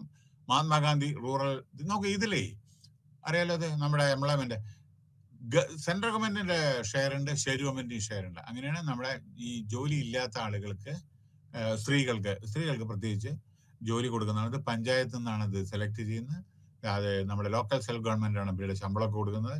അതായത് മിനിമം ആയിട്ട് ജീവിക്കാനുള്ള തുക, കുറച്ചെങ്കിലും ജോലി, അത് ഇത് കൊടുക്കേണ്ടത് കൂടുതൽ പിന്നെ സ്ത്രീകൾക്കും വയസ്സായ ആളുകൾക്കാണ്. അവർക്ക് ജീവിക്കാൻ വേറെ മാർഗമില്ല. അപ്പൊ അതിന്റെ തന്നെ ഇപ്പൊ കുറെ പേയ്മെന്റ് എല്ലാം ഡ്യൂ ഉണ്ട്. സെൻട്രൽ ഗവൺമെന്റ് ഒക്കെ സ്റ്റേറ്റ് ഗവൺമെന്റ് ആകെ നമ്മൾ കൊടുക്കുമെന്ന് പ്രതീക്ഷിക്കുന്നു. അങ്ങനെ അവരെങ്ങനെങ്കിലും രക്ഷപ്പെടട്ടെ, പാവങ്ങൾ ജീവിക്കട്ടെ. അതേമാതിരി ഓണത്തിനൊക്കെ അവർ അഡ്വാൻസ് കൊടുക്കുന്നുണ്ട്. So system which allow citizen to individual access to relevant information which is placed by public authorities in the public domain are extremely. അപ്പൊ ചിലത് അറിവിന് വേണ്ടിയിട്ട് എല്ലാവർക്കും അറിയാൻ വേണ്ടിയിട്ട് ചില ഇത് ബ്രോഷറോ അല്ലെങ്കിൽ കമ്പ്യൂട്ടറിലോ ഒക്കെ നമ്മൾ വെബ്സൈറ്റിലൊക്കെ കൊടുക്കില്ലേ, അതേമാതിരി പറഞ്ഞ ആളുകൾക്ക് അത് ക്ലിക്ക് ചെയ്ത് അവർക്ക് അറിയാം, അല്ലെങ്കിൽ വേറെ ആരോടെങ്കിലും ചോദിച്ചാൽ അറിയാം. അപ്പൊ ഇഗ്നുവിന്റെ വെബ്സൈറ്റിലാണ് ക്ലിക്ക് ചെയ്ത് എല്ലാം കിട്ടില്ല നിങ്ങൾക്ക് ഇൻഫർമേഷൻ. മനസ്സിലായില്ലേ? എല്ലാ യൂണിവേഴ്സിറ്റി അങ്ങനെയാണല്ലോ. Other types of priority disclosure which are required relate to information which may be needed by the citizen for interface. ചില സമയത്ത് നമുക്ക് ഇൻഫർമേഷൻ കിട്ടിയാലാണ് ഗവൺമെന്റിൽ ഇന്റർഫേസ് ചെയ്യാൻ പറ്റൂ. ഈ ഇൻഫർമേഷൻ കിട്ടിയാൽ മാത്രമേ സെൻട്രൽ ഗവൺമെന്റ്, അതായത് ഇപ്പൊ നിങ്ങൾ ഒരു PSCക്ക് നിങ്ങൾ എന്താ പറയണ്ടേ, റാങ്ക് ലിസ്റ്റ് 1 or 2 ആണെന്ന് വിചാരിക്കുക. 5ാമത്തെ 6ാമത്തെ ആൾക്ക് ജോലി കിട്ടി, നിങ്ങൾക്ക് കിട്ടിയില്ലെങ്കിൽ അപ്പൊ ഈ ഇൻഫർമേഷൻ കിട്ടിയാലേ ചെയ്യാൻ പറ്റൂ. This would include by step direction for the process to be followed, names and contact numbers of the concerned official. ആരാണ് തരണ, ഇവരൊക്കെ പേരും നാളും നക്ഷത്രമൊക്കെ വേണം കേട്ടോ, സീല് വേണം, ഓഫീസ് വേണം. This information is not person specific. ഒരാളുടെ റിയൽ റെക്കോർഡാണ്, but is being asked a number of times through the RTA application. ചിലപ്പോൾ ചോദിക്കുന്നുണ്ട് ചിലവരെ. അപ്പൊ അത് പാടില്ല. കാരണം ഒരു പ്രാവശ്യം ചോദിച്ചു മറ്റുള്ളവരെ ശല്യം ചെയ്യരുത്, കാരണം എന്താ വെച്ചാൽ ഇതൊരു വലിയ ബുദ്ധിമുട്ട് പിടിച്ച പണിയാണ്. So this raises the need that it should be put in the public domain by authority. അപ്പൊ അതുകൊണ്ടാണ് ഇപ്പൊ നമ്മൾ എല്ലാതും നമ്മൾ ഇതിന്റെ വെബ്സൈറ്റിലിട്ടിട്ട് ജനങ്ങളുടെ ഈസി റെഫറൻസ് ഇഗ്നോ നോക്കൂ, എല്ലാതും നമ്മള് അതിൽ കൊടുക്കുന്നുണ്ട്. അത് ജനങ്ങൾക്ക് ഉപകാരമുണ്ട്. എക്സാമിനേഷന്റെ, ബുക്കിന്റെ, എല്ലാം അസൈൻമെന്റിന്റെ എല്ലാം അതിലുണ്ട്. അതേ പ്രകാരം ഓരോരോ ഓർഗനൈസേഷനും സെൻട്രൽ ഗവൺമെന്റ് ആയിക്കോട്ടെ സ്റ്റേറ്റ് ഗവൺമെന്റ് ആയിക്കോട്ടെ അവർ ചെയ്യുന്ന സേവനങ്ങൾ എല്ലാം സൈറ്റിൽ കാണാം.